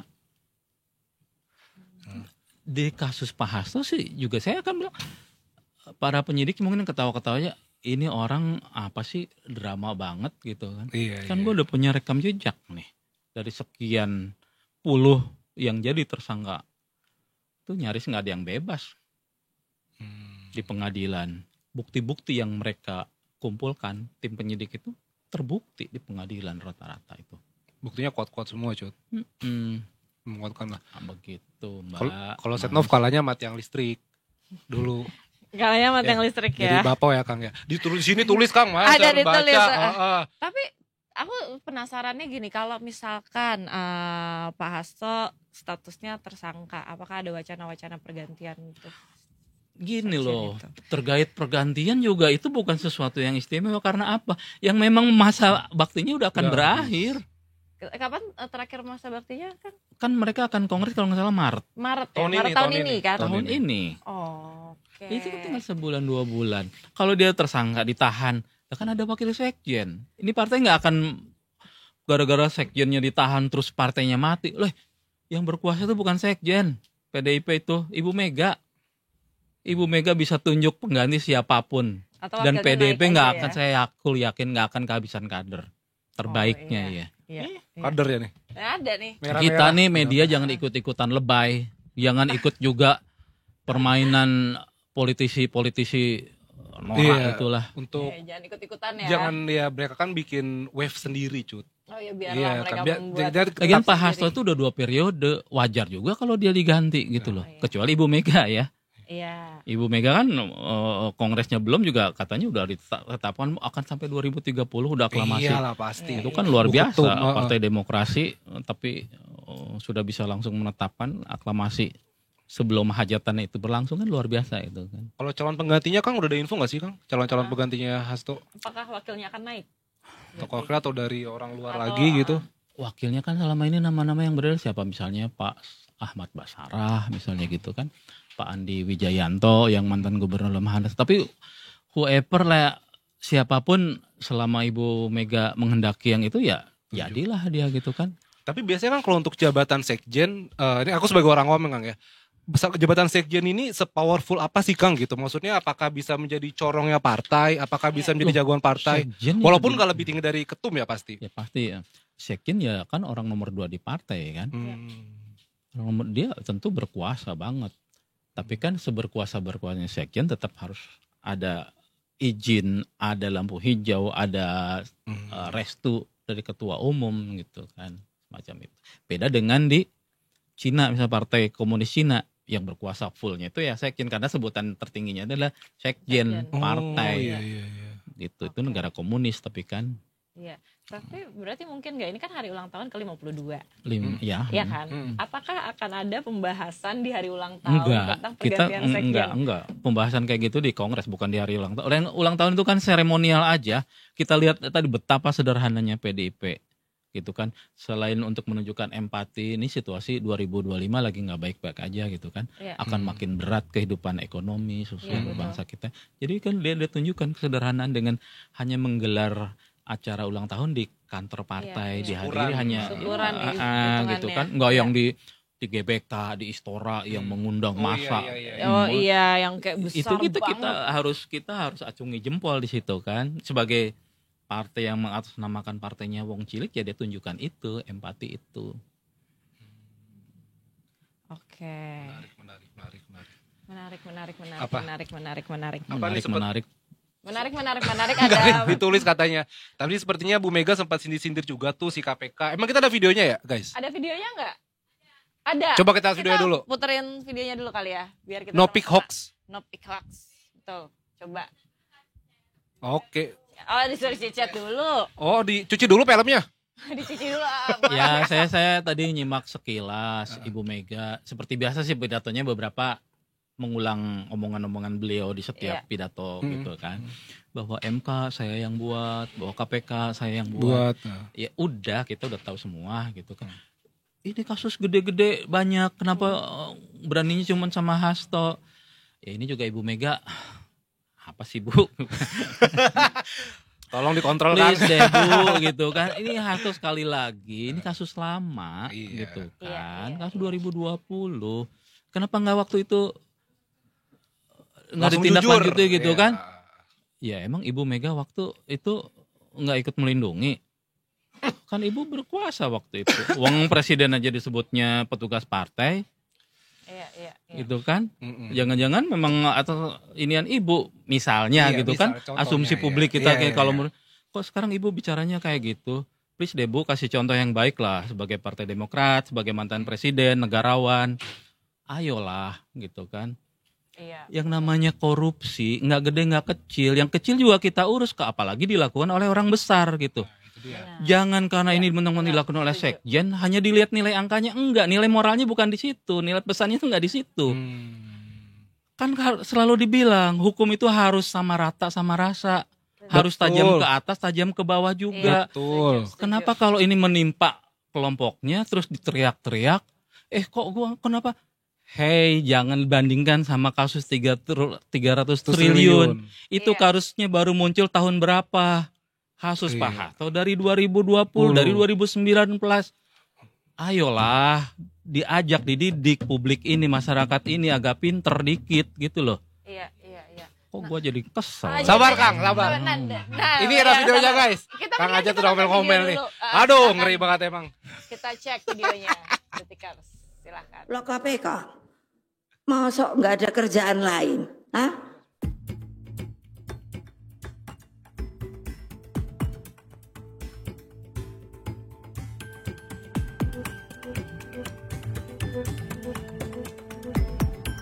Maaf lagi beribu maaf. Engkau suwi-suwi aku banyak banget kantong maaf. MK saya yang bikin. Coba, wah perlu ini MK. Saya nyari gedungnya sendiri presiden nih. Iku di situ tuh ngendiku jalan opo. Megah. Waktu itu Pak Jimli yang aku jadi. Sekarang melehek. Dijadi mainan. Lah iyalah. Itu kan konstitusi. Belum lagi apa coba.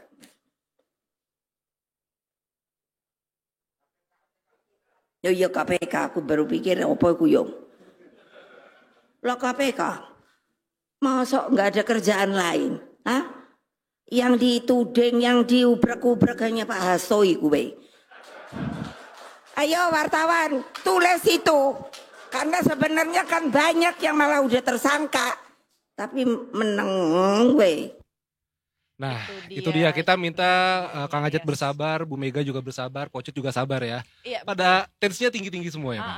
Tinggi-tinggi. Aduh, sampai kolesterol saya naik. Aduh. Kolesterol saya juga tiba-tiba naik nih, Pak. juga gitu. hipertensi. Aduh. Emang usia nggak Oke. bisa bohong. Kang Ajat terakhir nih Kang, kesimpulan Yes. Kang. Ini PDIP ulang tahun ke-52, terlepas dari kasusnya Pak Hasto. Apa Ya. sih Kang harapan Kang Ajat untuk PDIP juga yang Yes. umurnya udah setengah abad nih? Iya. Ya. 52. Ya tentunya di hari ulang tahun PDIP kita ucapkan selamat ulang tahun ya. Betul, yes. Semoga PDIP menjadi partai demokrasi yang benar-benar demokratis. Hmm. Menjadi partai demokrasi yang memberikan pendidikan politik yang demokratis juga. Ya. Menjadi partai demokrasi yang juga memberikan statement-statement yang juga mencerahkan publik, mencerahkan masyarakat. Ya. Gitu ya. Jangan yang isinya ya harus kritis, oke, kritis ke pengusaha bahwa PDIP akan menjadi oposisi. Ya monggo, itu yang kita harapkan. Tapi juga oposisi yang elegan. Oposisi yang objektif, bukan oposisi yang asal beda. Selama ini yang kalau saya pengalaman PDIP itu pernah jadi oposisi loh 10 tahun. Dari 2004 sampai 2014 ya, zamannya Pak SBY. Ya mainkanlah seperti itu gitu. Tapi ditingkatkan nih levelnya. Kalau dulu kelihatannya asal beda misalnya gitu kan. Ya sekarang nggak cuma asal beda nih. Kalau oposisi yang baik kan kalau memang dari kebijakan-kebijakan pemerintahnya yang bagus, ya disupport juga loh. Tapi kalau yang memang nggak bagus, ya kasihlah alternatif. Istilahnya second opinion ini seperti apa nih tawaran dari PDIP yang partainya sudah setengah abad lebih gitu ya. Ya marilah kita berdemokrasi, berpolitik yang dewasa. Berpolitik yang tidak hanya untuk politik, kumpulitik-itik, tapi juga ayo kita didik generasi muda ini menjadi berpolitik yang santun, yang beradab gitu ya. Itu Setuju. dari saya yang usianya juga beda tipis lah dengan PDIP, lebih tua dikit saya. Ah, itu Oke. dia. Seumuran Itu ya yang paling berarti. penting. Itu hari ini intinya hari itu. ini. Kang Ajat tuh daripada ini. Bisa aja emang Kang Ajat lah. Oke, Terima kasih banyak Kang Ajat. Semoga Luar kita biasa. mencerdaskan, semoga Detikers juga dicerdaskan. Yes. Bagaimana politik tidak cuman kumpul itik-itik kalau kan? Ya politik kan kumpul itik-itik. Kumpul Kumpul itik-itik. itik-itik. Itu dia. Betul, terima kasih banyak. Thank you Kang Ajat sudah hadir di sini. Luar biasa, Sama-sama terima ditunggu. kasih Mas Apip, Mbak siapa? Aku. Pucut.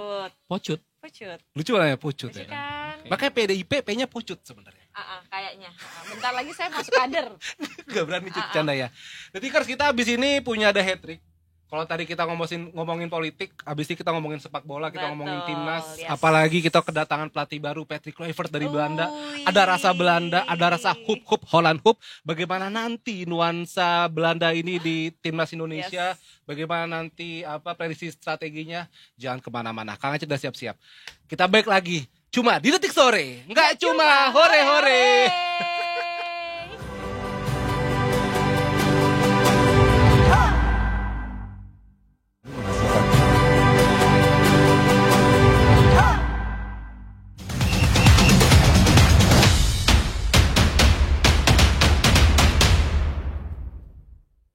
Yeay, welcome back to Detik Sore. Nggak cuma hore-hore.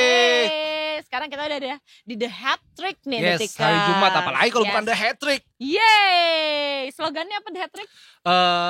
Yo ayo kita bisa. Keren, baru bikin kan tadi. Enggak barusan. tahu Cut. Lu suka nodong emang tiba-tiba orangnya. Nah, ada Detikers di Detik kali ini apalagi yang tidak hangat ya. Apalagi Yes. tidak hangat. Panas dong berarti. Panas, Iya, iya panas. bener. Ini kan emang lagi panas Ini banget lagi kan? panas banget karena kita kedatangan pelatih baru Patrick Kluivert Yes. yang menggantikan Sintayong. Sintayong, betul. Dan kita tidak berdua Cut di sini Yes. hari ini dengan topiknya kentalnya nuansa Belanda di skuad Garuda. Hup Holland hup. Kan kalau Belanda timnasnya gitu. Holland Hup, Holland gitu hup. ya. Kita Oke. sudah bersama Mas Lukas Aditya selaku redaktur Detik Sport. Selamat sore Mas Lukas. Selamat sore. Selamat sore Pucut. Dan selain Mas Selamat Lukas, sore. kita juga bersama Mas Franklin Erik Kemur. Takut salah baca Dan kan. perwakilan community Orange. Oranye Oranye, Indonesia. ngomongnya Oranye Atau lebih biasa Indonesia. disapa Mas Erik. Selamat sore Mas Selamat Erik sore. yang sudah terhubung dengan Selamat kita. sore, Mas Erik. Halo, selamat sore. Mas Erik, apa kabar? Baik, kabar baik. Bagaimana kabarnya? Di sana. Baik juga, Mas Erik. Oke, gimana nih Pak? Tiba-tiba gue mau langsung ini Cut. Silakan, Pak Afif, Mas Lukas, pertanyaannya. Enak banget apa kabar? Tiba-tiba gimana Pak? Mas Erik, kita tahu sendiri Mas Erik, Patrick Kluivert akhirnya sudah bergabung dengan timnas Indonesia. Ya. ya kan? Saya mau tanya komentar jujur dari Mas Erik. Seneng nggak kedatangan Patrick Kluivert ke Indonesia nih, Mas? Netral. Netral. Oke. Garuda di dadaku. Tapi kenapa netral? Kenapa netral, Mas? Kenapa netral? Netral ya sebenarnya karena ya timnas kita sebelumnya udah bagus under Sintayong, tapi memang karena ada perubahan dan ternyata Patrick Kluivert yang akan menangani. Netralnya kenapa? Karena memang sebagai pemain dia legenda di timnas Belanda, di Ajax, di Barcelona. Tapi untuk sebagai pelatih ya kita belum tahu nih, meskipun ya sebelumnya juga kan handle-nya juga tim-tim yang mungkin belum tim besar gitu ya. Meskipun terakhir mungkin dia ada pengalaman untuk jadi asisten coach di timnas Belanda 2014. Tapi untuk sebagai head coach ya kita bisa lihat sendiri dari hasil sebelum-sebelumnya mungkin belum yang wah gitu sebagai pelatih ya. Jadi ya mungkin senangnya dikit adalah yang menangani timnas Indonesia sekarang adalah pemain legenda Belanda sebelumnya. Dan sebagai fans dari timnas Belanda tentunya sangat senang gitu. Oke. Kalau ini Mas Erik, dua asisten dari Patrick Kluivert kan si Alex Pastoor dan Denny Lansat ya, dan ternyata Alex Pastoor mempunyai reputasi yang lebih bagus dari Kluivert. Kalau soal dua asistennya gimana Mas Erik? Oke, kalau dua asistennya ya yang menarik memang kalau Denny Lansat sebagai tim kepelatihan mungkin juga belum yang wah banget, dan memang yang tertangkap oleh media sekarang Alex Pastoor itu ya bisa dibilang CV-nya lebih baik daripada Patrick Kluivert. Tapi memang ya kita harus berpikir outside the box sih, di mana kayak kalau misalnya Alex Pastoor yang menjadi head coach, apakah akan timnas lain melihat head coach-nya ya yang belum terkenal ya biasa aja. Tapi kalau misalnya Patrick Kluivert yang menjadi head coach di timnas Indonesia, mungkin dunia sepak bola akan melihat Indonesia lebih jauh lagi, lebih notice Indonesia, dan juga mungkin pengaruhnya di ruang ganti akan lebih dihormati, karena ya siapa ya yang tidak menghormati legenda timnas Belanda yang juga pernah memenangkan Ajax Amsterdam untuk Champions League di era saat itu ya, dan juga yang bermain di Barcelona seciamik itu gitu. Jadi memang ya bisa saja Patrick Kluivert memang memberikan pengaruh lewat atas, tapi memang Alex Pastoor yang mengatur strategi gitu ya, bagi-bagi tugasnya aja sih gitu. Dan kalau untuk strategi Mas, kan Belanda ini terkenal dengan total football begitu ya. Apalagi sekarang kita pemain keturunan nih ya mayoritas Belanda semua. Apakah nanti permainan total football yang biasa dipakai oleh timnas Belanda ini bisa disalurkan begitu, bisa ditransfer, diaplikasikan di timnas Indonesia, Mas Erik? Ya. Oke, kalau terkait strategi dan taktik, kalau menurut saya sendiri ya mungkin ya, karena memang filosofi dari permainan Belanda memang kental sekali dengan total football. Tapi ketika pelatih melatih dan mengatur strategi, itu pasti juga melihat dari pemain-pemain yang dia punya saat ini. Nggak mungkin dia akan maksain strategi-strategi yang kalau memang pemainnya juga tidak mumpuni. Tapi mungkin saja memang ya kalau misalnya kita mau mengaplikasikan total football, nggak full total football, tapi mungkin 50% total football dan 50%-nya diadaptasikan dengan strategi lain yang mungkin lebih cocok dengan kualitas pemain yang kita punya saat ini. Kira-kira mungkin sih seperti itu ya, karena ya sepak bola saat ini strateginya sangat berkembang, banyak perubahan dari permainan sepak bola saat ini jadi permainan yang lebih modern, dan juga melihat dari kemampuan-kemampuan pemain yang dimiliki di tim. Jadi ya mungkin saja nggak selamanya akan pelatih Belanda pasti strateginya total football, seperti itu sih. Akan menjanjikan permainan yang lebih atraktif gak sih Mas nantinya? Kalau menurut Mas Erik? Kalau menjanjikan gimana ya? Kalau misalnya janji semua tuh ya kita bisa lihat bahwa sekarang pelatihnya Patrick Kluivert. Tapi kalau menjanjikan, saya rasa nggak ada yang bisa menjanjikan deh. Oke. Netral aja gitu. Emang masih banyak takut-takut ya Bang. Kita berharap permainan yang lebih bergaya Eropa. Memang ya kita nggak menutup kemungkinan bahwa permainan sepak bola Eropa memang lebih tingkatnya lebih tinggi daripada mungkin sepak bola Asia gitu ya. Lebih enak ditonton kali ya Mas ya? Lebih enak ditonton. dan lebih lebih taktikal. Tapi ya kita lihat aja nanti. Semoga sih lebih enak untuk ditonton ya. Karena sekarang pun juga timnas kita permainannya juga udah sangat meningkat daripada beberapa tahun terakhir. Gitu.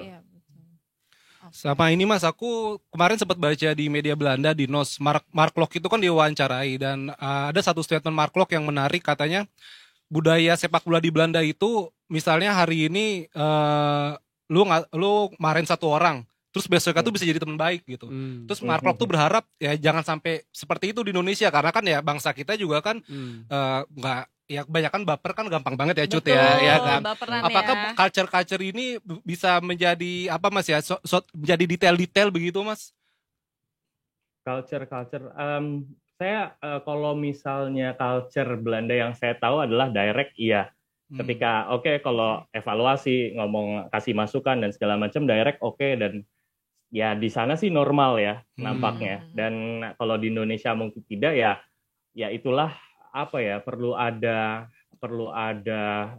adjustment kali ya Mas. Adjustment ya. Karena yang saya tahu juga, saya baca berita bahwa memang tim kepelatihannya tetap akan ada pelatih lokalnya.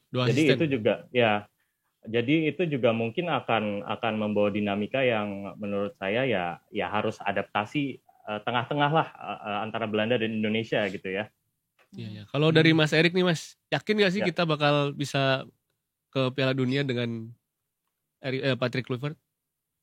Kalau yakin atau enggak, saya sih yakin, maunya yakin ya.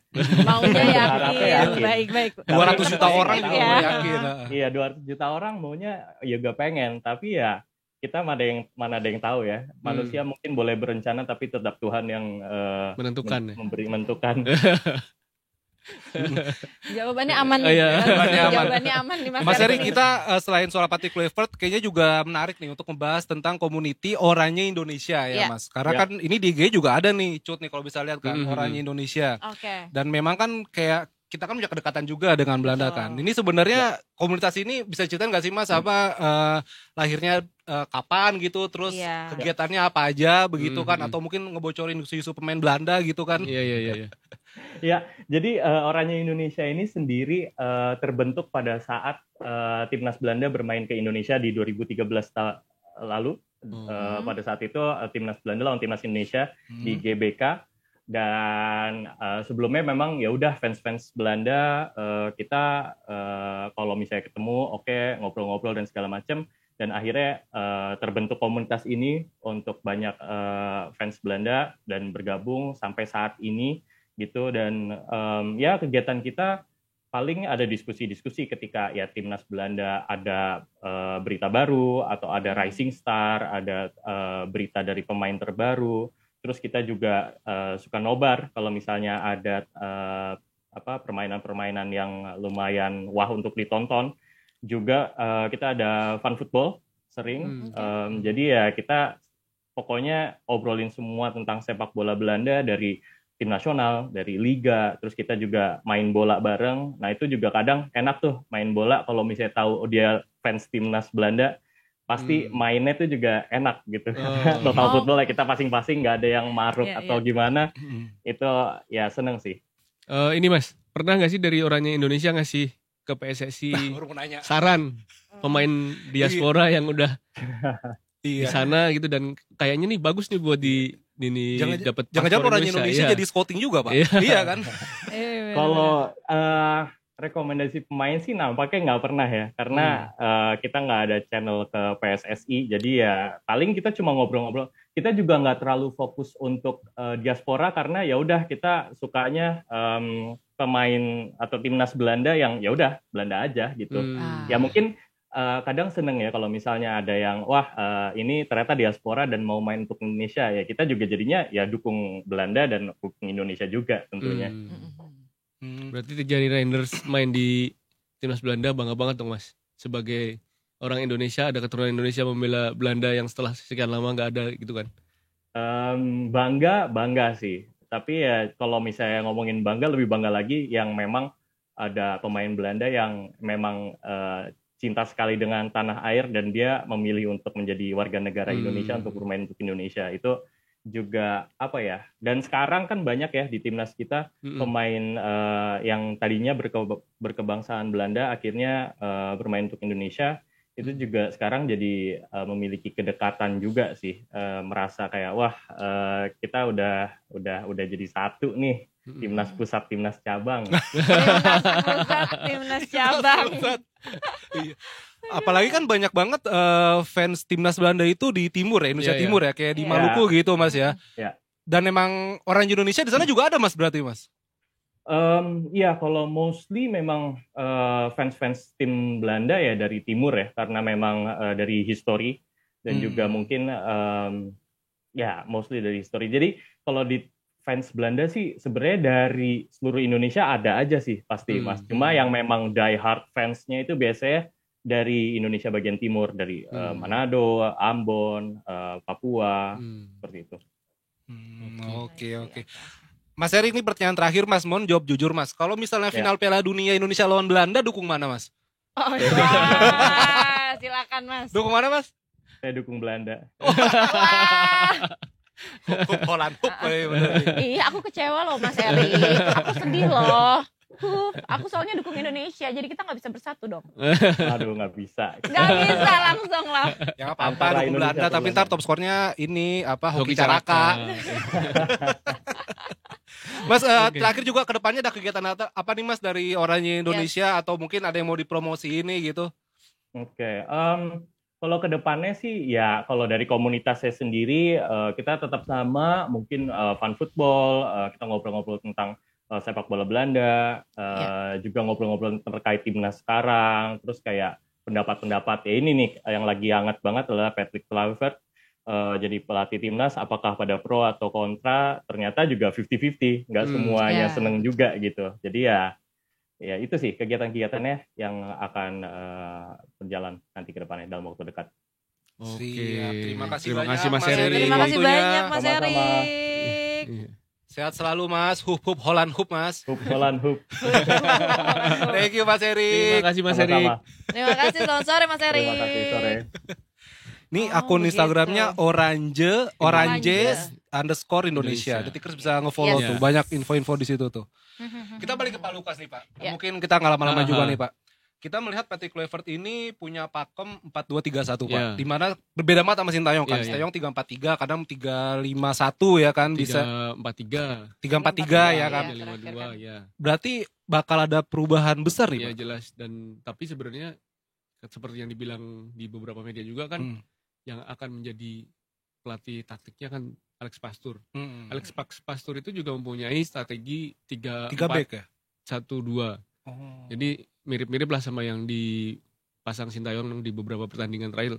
Terutama saat mengalahkan Arab Saudi ya, yang Marcelino di belakang 2 striker. Nah itu ya menarik sih, kita tunggu formasi apa yang akan dipasang. Jadi ketika nanti akan memainkan 4 back, berarti persaingan di pos back tengah akan sangat sengit. Itu. Ya, jadi 2 back tengah itu harus benar-benar yang terbaik. Di era Sintayong ada satu nama pemain lokal ya, yang bukan pemain lokal, pemain dari Liga 1, Rizky Ridho yang selalu menembus skuad utama. Dia mampu menyingkirkan beberapa pemain turunan, yaitu ya Miss Hilgers dan beberapa pemain lainnya. Kalau pas Ridho bermain bagus ya dia nggak tergantikan. Jadi nanti patut kita nantikan si formasi seperti apa, siapa yang pemain Liga 1 yang bertahan di starting 11, itu yang terus kita lihat pada 20 Maret nanti lawan Australia. Iya sih. Tanggal 20 Maret ya? Iya. Australia besok. Mainnya setengah 6 sore. Jadi di Australia sore langsung. Kita langsung live report. Kita langsung live report ya. Dari Tendian. Dari sini. Terus sama ini Pak, sama mungkin ada beberapa yang mempertanyakan juga nasib para pemain Indonesia yang pemain Liga 1 khususnya gitu kan. Di era Sintayong kan kita tahu sendiri kalau Sintayong suka memakai jasa pemain Liga 1 kayak Witan, apalagi ada pesan tersendiri ya. Apalagi pemain lokal. Nah itu Sintayong tuh sempat ngebales ini komentarnya Novarianto, pelatih asisten pelatihnya bilang kalau jaga pemain lokal kita ya. Nah itu jadi pertanyaan tuh. Apa jangan-jangan nanti tim nasisnya pemain keturunan semua ya kan? Atau nanti nasibnya gimana gitu. Ya dari beberapa pertandingan kemarin kan juga cuma di era Sintayong juga cuma beberapa pemain lokal ya yang menembus starting 11, Rizky Ridho, Witan Sulaiman, Marcelino, dan Asnawi. Egi lah sempat. Egi Malik Rizaldi, dan itu nggak reguler, jadi mereka gantian aja. Nah di era Patrick Kluivert ini apakah pemain-pemain yang menjadi kepercayaan Sintayong terus seperti Pratama Arhan yang nggak punya menit bermain banyak tetap dipasang, dan Asnawi juga sebenarnya ada opsi lebih banyak kan, Sandy Walsh, Kevin Dix, dan besok tambah beberapa pemain diaspora lagi, ya pemain lokal kita harus meningkatkan performa lagi agar bisa menembus starting 11. Oke. Ini kita mau lihat ini ada statistik dari STY Kluivert nih. Kita coba lihat bareng-bareng. Silakan coba. Nah, ini dia. Mana ini dia? Tulisannya Iya, jauh sekali ya Cut ya. Lebih ke tidak terbaca. Enggak, Cut, tapi lu sebagai fans bola juga Cut ya kan. Yes. Lu ngelihat Sintayong dipecat terus Kluivert ganti pelatih, gimana Cut? Menurut pandangan lu lah sebagai penikmat bola lah. Jujur pas gue pertama kali baca berita itu, karena kan sering banget Sintayong ini disebut ya, apalagi hari Jumat ya, kayak punya kedekatan tersendiri jatuhnya kan. Iya. Jujur di otak gue adalah kayak, ih dia sedih gak ya? Soalnya kita kan nggak terakhir kita ngebahas ini, kita nggak pernah kepikiran dia akan tergantikan soalnya gitu. Dan jujur untuk di gue Kluivert ini tuh kayak ada di tab-tab belakang gitu loh, bukan kayak apakah dia mampu menggantikan Sintayong gitu kan juga nggak tahu ya, cuman kan kita nggak pernah tahu nanti ya. Berarti tanggal 20 Maret kita bakalan menyaksikan nih perbedaan antara Sintayong dan Kluivert ini kan. Ya, bagaimana permainannya nanti, kan kemarin kita sempat dikritik karena terlalu defensif ya. Nah, apakah kita akan menjadi lebih atraktif mainnya, ataukah kita lebih menyerang, apakah akan lebih banyak mencetak gol, ya besok tanggal 20 itu jawabannya. Iya, gitu. Tapi dengan pergantian pelatih ini pemain-pemain kita juga harus adaptasi lagi dong. Iya, ya dan kan? itulah yang menjadi tantangan, bagaimana adaptasi cepat untuk menggaransi mimpi kita ke Piala Dunia bisa masih ada terus sampai akhir. Nah, di klasemen ya kita masih 6 poin sama kayak Arab Saudi, Bahrain dan Cina ya. Berjarak 1 poin dari Australia di posisi 2 dan 10 poin dari Jepang di posisi teratas. Ya gimana pun juga kalau mau lolos langsung ke Piala Dunia ya kita harus mengalahkan Australia, Bahrain dan Cina. Iya, Jepang gak usah dihitung. Kita kan punya sisa 4 nih Cut ya kan, lawan Australia, lawan Bahrain, lawan Cina, lawan Jepang. Jepang raja terakhir nih. Kayaknya dia udah pasti lolos kan. Ya itu 3 ini nih kita kalau bisa jangan hilang poin aja. Dan harus menang sih. Dan harus menang, dan emang harus menang mau lolos langsung. Tapi berarti tanggung jawabnya Kluivert tinggi banget sebenarnya dong. Iya lah, jelas. Tiba-tiba kan soalnya jelas Cut. Apakah dia siap? Ya harus sih, karena sebagai pelatih profesional ya dia harus.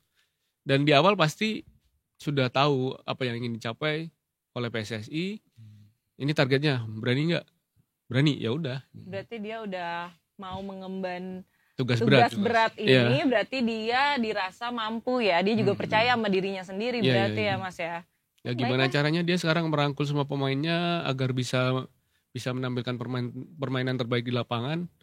Itu yang akan menjadi kunci, apakah kita masih bisa menjaga mimpi ke Piala Dunia atau enggak. Atau 2 pertandingan kita akan out juga bisa juga. Jadi ini peluangnya 50-50 sih. Masih 50-50 lah Cut. Ini benar-benar pertarungan. Tergantung nanti bulan Maret. Oke, bulan Maret, baik, kita tunggu ya. Kita live dari sini ya kan? Live dari sini ya, bukan dari sana. Ini mainnya di Sydney. Di Sydney ya. Mainnya di Sydney. Bisa lah kita, bisa kok Pocot dikirim ke sana. Nah, biasanya kan 5:30 kan mainnya kalau di Sydney. Sisi 4 jam dari sini kan? 4 jam. Di sini berarti jam 5:30. 5:30. Oh iya, mereka mainnya 9:30. Iya. Siap. Terima kasih banyak Pak Lukas sudah mampir ke sini. Ditunggu berita-berita lagi di Detik Sport. Iya, masih. Betul. Ditunggu juga Pak Afif berita-berita dari Detik Sport ya. Pagi juga saya kerja dulu baru ke sini. Detikers, kita segmen terakhir, habis ini ada Sunset Talk, kita ngomongin yang itu, MBG, makan bergizi gratis. Ini di pekan pertama nih. Iya. Mari, jadi kita tunggu, tapi jangan kemana-mana, tetap di Detik Sore. Nggak cuma hore-hore.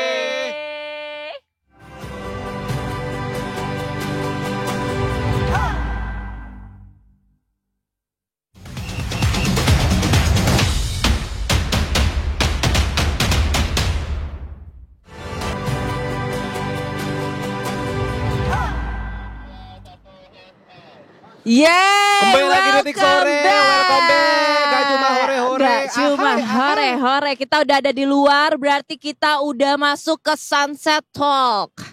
seperti yang ngaca loh. Seperti yang kita udah omongin tadi di Sunset Talk kali ini kita mau ngebahas tentang makan bergizi gratis. Yes, atau MBG. MBG. Makan bergizi gratis. Kalau MBM Menara Bank Mega. Betul tuh dia ada di situ. Benar. Nah, ini tuh berarti udah berjalan seminggu ya.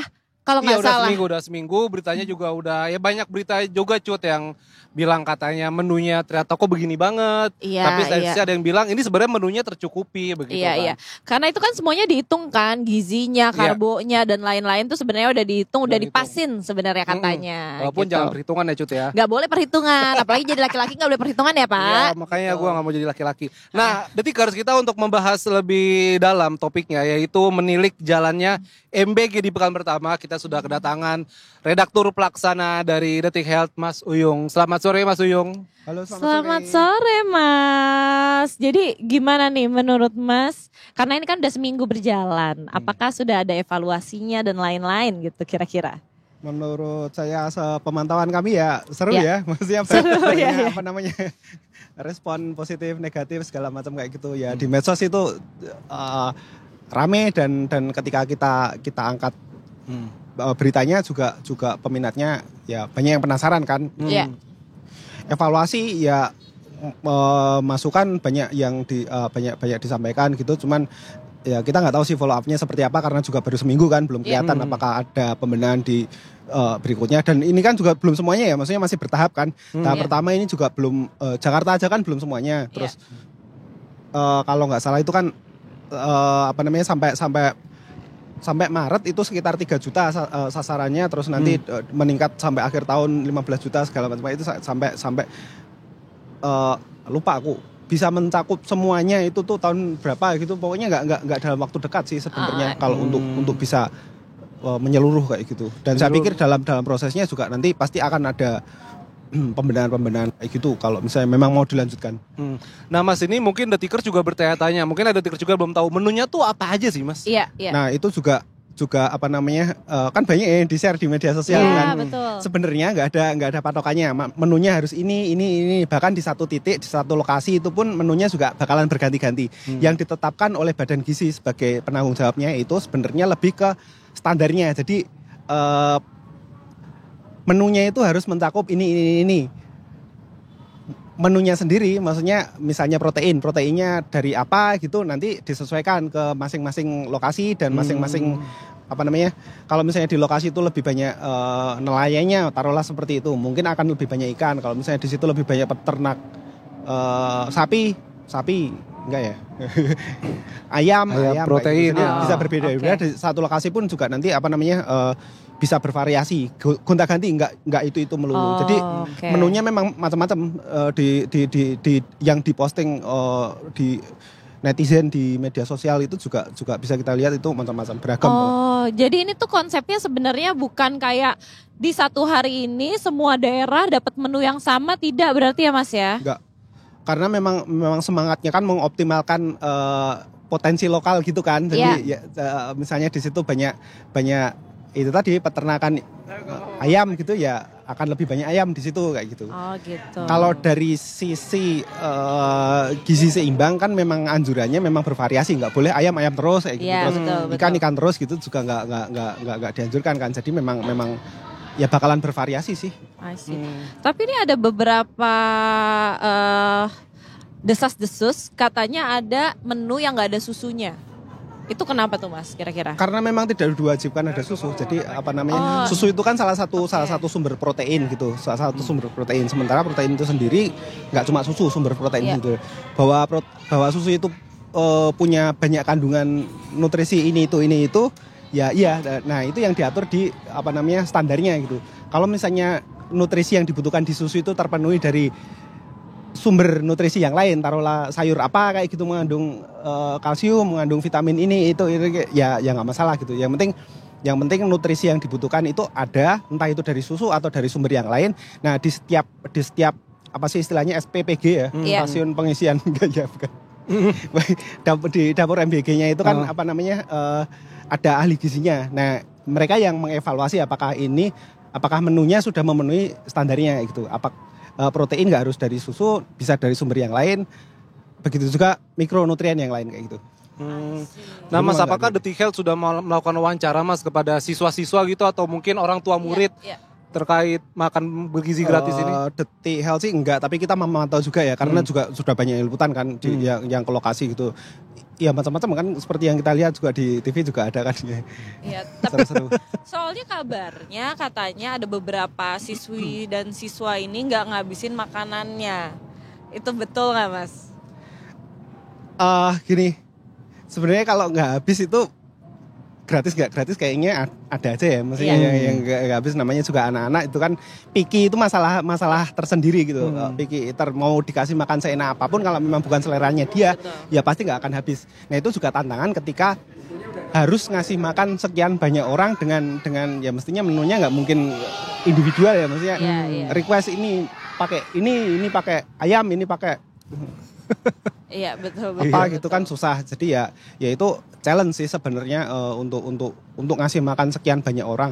Serumah aja seleranya bisa beda-beda kan, apalagi satu sekolahan, apalagi satu Indonesia kayak gitu. Jadi ya itu tidak terhindarkan sih susah kalau urusannya soal selera. Tapi kalau misalnya urusannya soal kualitas, itu nanti jadi masukan. Taruhlah misalnya ayamnya terlalu keras. Kalau misalnya sekian persen ngomong kayak gitu ya berarti kan bermasalah. Tapi kalau misalnya di antara sekian ratus siswa satu orang yang bilang itu nggak enak kan berarti masalah selera individual gitu kan. Iya, selera itu kan. Betul. Dan ini makanannya dimasak di mana sih Mas? Ya itu tadi stasiun pengisian yang dapur gizi itu ya? Lupa aku. Pokoknya dapur MBG itu loh. Satuan apalah itulah SPPG. Dan itu di setiap kota ada Mas? Atau nantinya setiap kota satu kota bisa banyak titik. Jadi kayak di Jakarta ada berapa? Total ada 190 SPPG yang sudah beroperasi, nantinya akan ditingkatkan terus. Kalau nggak salah di Mampang aja ada berapa gitu, ada berapa titik kayak gitu. Jadi biar dekat ya satu titik SPPG itu melayani dapur umum. Bapak aku potong Mas, Satuan Pelayanan Pemenuhan Gizi SPPG itu kan? Iya bukan SPBU. Mas. Mohon maaf nih masa kita makanya dari nol ya pertama saya. Emang kita Iron Man. Kita suruh mangap dari nol ya. Oh, tapi ini di bawah Kemenkes berarti Mas ya? Badan Gizi. Oh, Badan Gizi. Badan Gizi nanti berkoordinasinya antara lain dengan Kemenkes, dengan Badan POM juga untuk memantau kualitas keamanan pangannya, terus ya macam-macam sama BKKBN juga Kemenduk Bangga sekarang namanya kan. Itu juga untuk memastikan ini stakeholdernya banyak. Jadi nanti kerjasamanya lintas lembaga. Tuh jadi chefnya Cut. Saya bisa masak. Iya kan. Tapi ini tuh sebenarnya ada si makan gratis ini itu karena ada sebabnya. Dong ya kan pasti. Apakah nih gizi-gizi anak Indonesia ini sebenarnya seburuk itu Mas? Faktanya stunting masih tinggi di Indonesia dan goal utamanya kan memang untuk mengatasi stunting kan tadinya. Nah untuk mengatasi stunting by the way stunting itu pertumbuhan yang tidak optimal gitu, bisa dari orangnya lebih pendek sama kognitifnya yang terhambat gitu. Nah itu tuh isunya bukan hanya individual tapi mencakup gizi komunitas gitu. Maksudnya ya treatmentnya nggak cukup cuman individual aja tapi level komunitas. Jadi memang butuh intervensi. Nah intervensinya itu apa yang paling optimal itu yang mesti dicari. Nah yang sekarang ditempuh itu lewat makan bergizi gratis itu. Oke. Iya stunting emang lumayan memprihatinkan ya tapi kalau misalnya ada bocoran nggak Mas, stuntingnya tuh sebenarnya Indonesia ini paling parah lah gitu daerah mana sih Mas? Iya.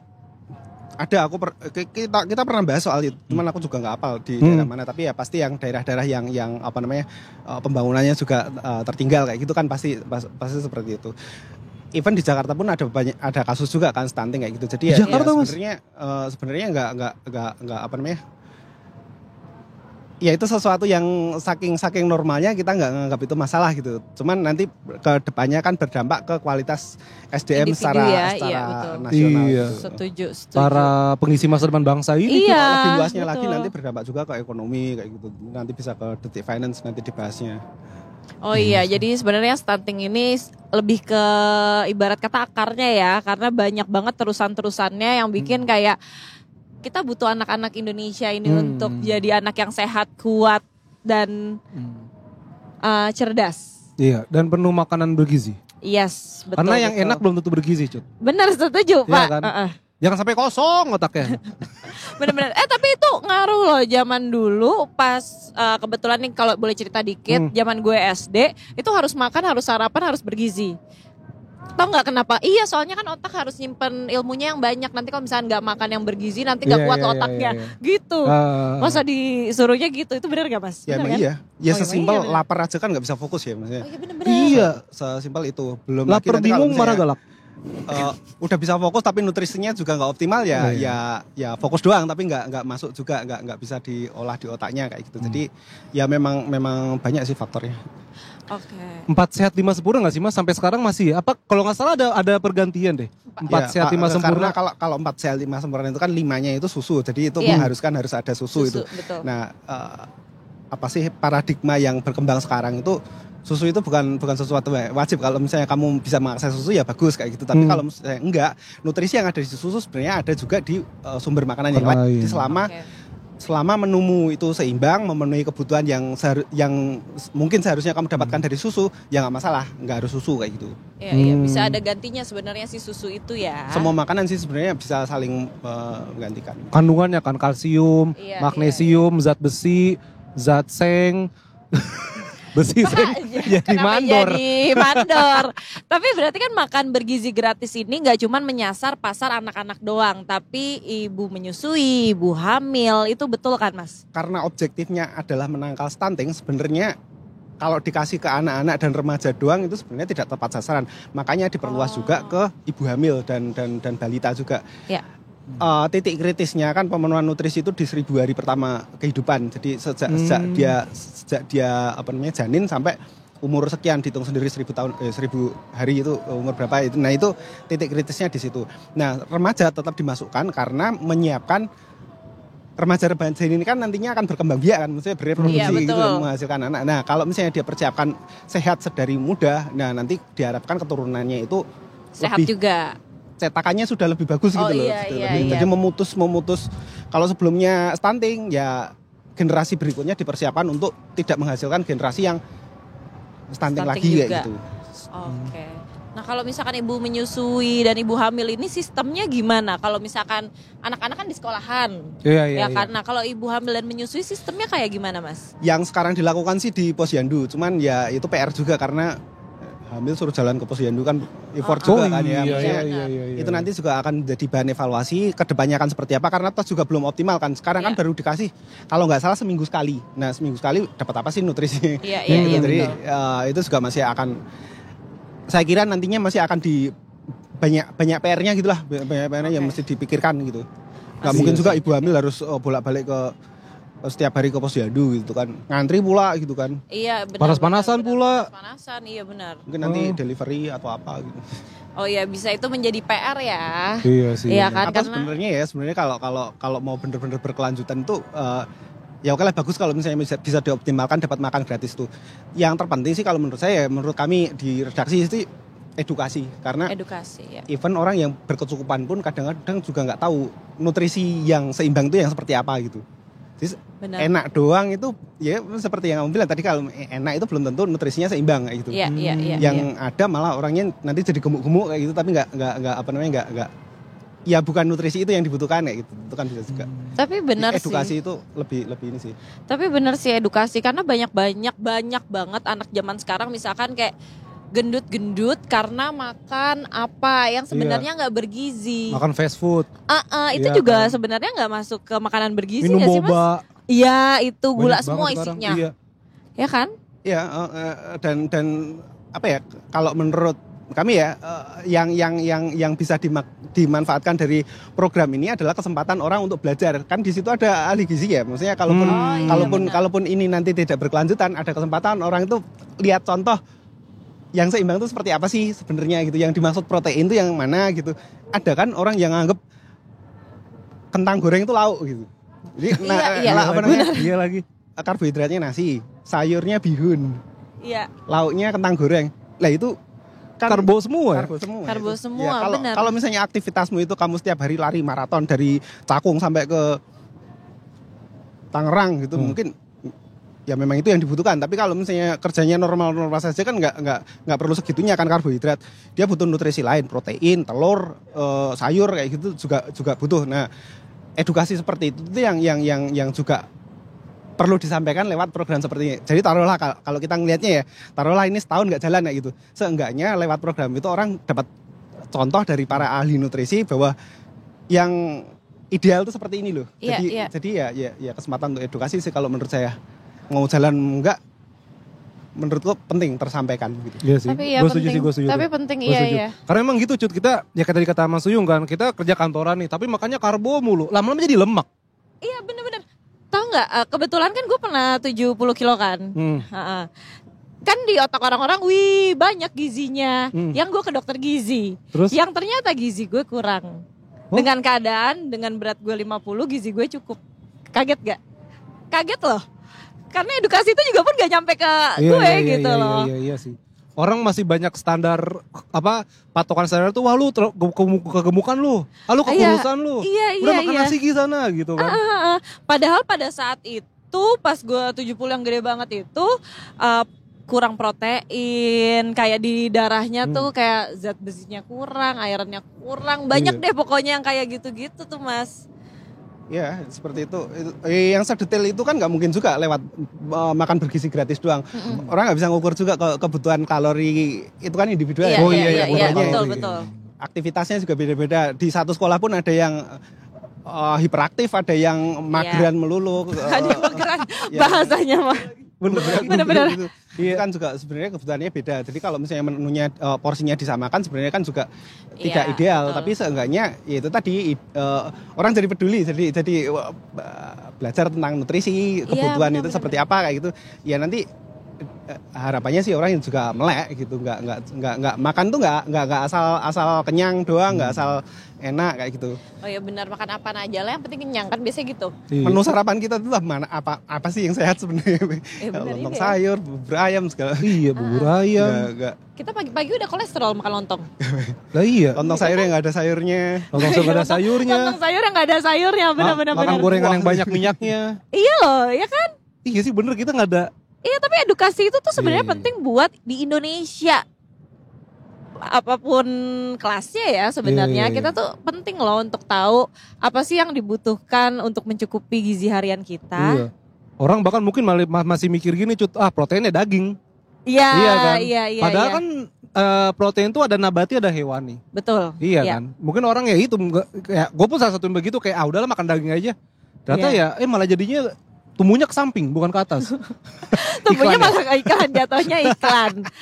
Oke, Mas, nih terakhir nih, pertanyaan terakhir. Aku penasaran, apa harapan untuk si MBG ini, makan bergizi gratis ini ke depannya, selain edukasi itu? Kenapa selain edukasi? Karena itu penting itu. Karena dari tadi edukasi itu udah dibahas.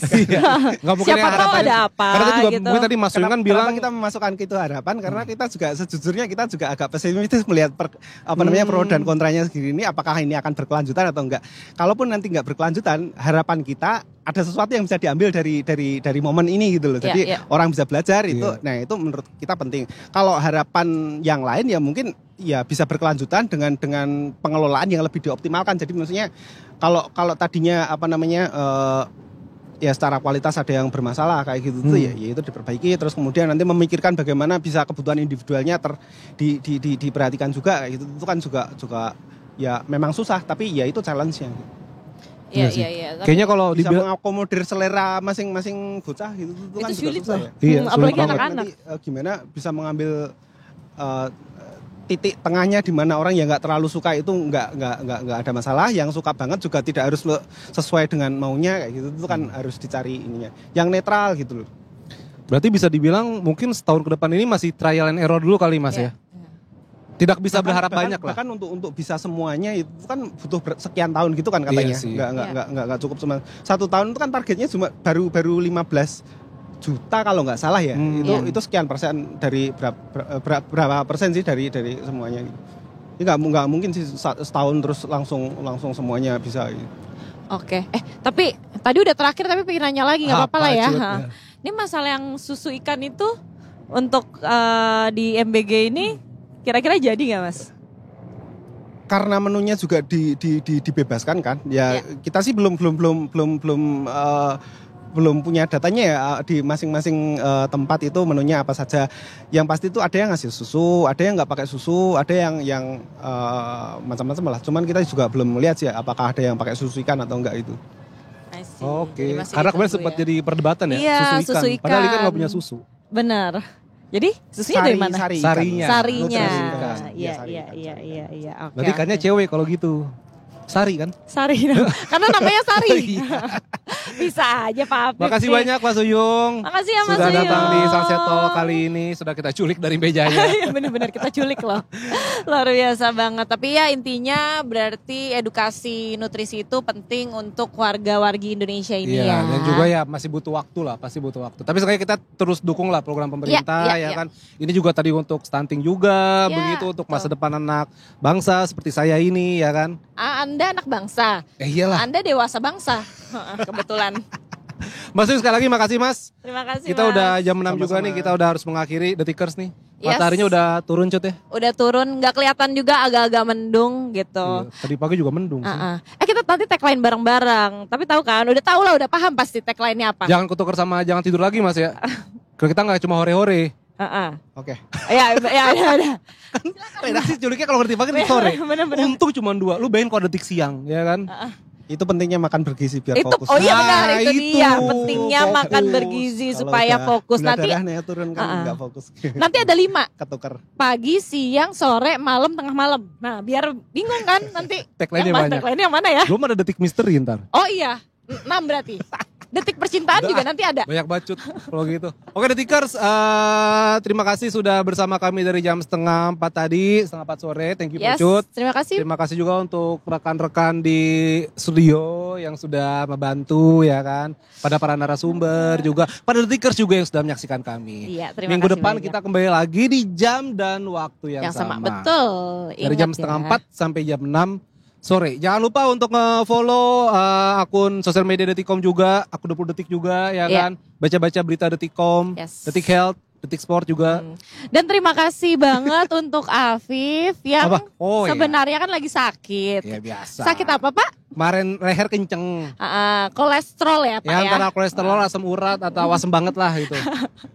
Pokoknya sempat Edo juga lagi sakit. Jadi kita ucapkan musimnya influenza ISPA katanya. Iya lagi ISPA juga. Jadi Detikers juga karena kan cuaca kayak begini juga kan, cuy. Iya, jaga kesehatan pokoknya Detikers ya. Iya, itu dia pokoknya lah. Jadi kita akan kembali lagi besok Senin di waktu yang sama, di jam yang sama, di Detik Sore.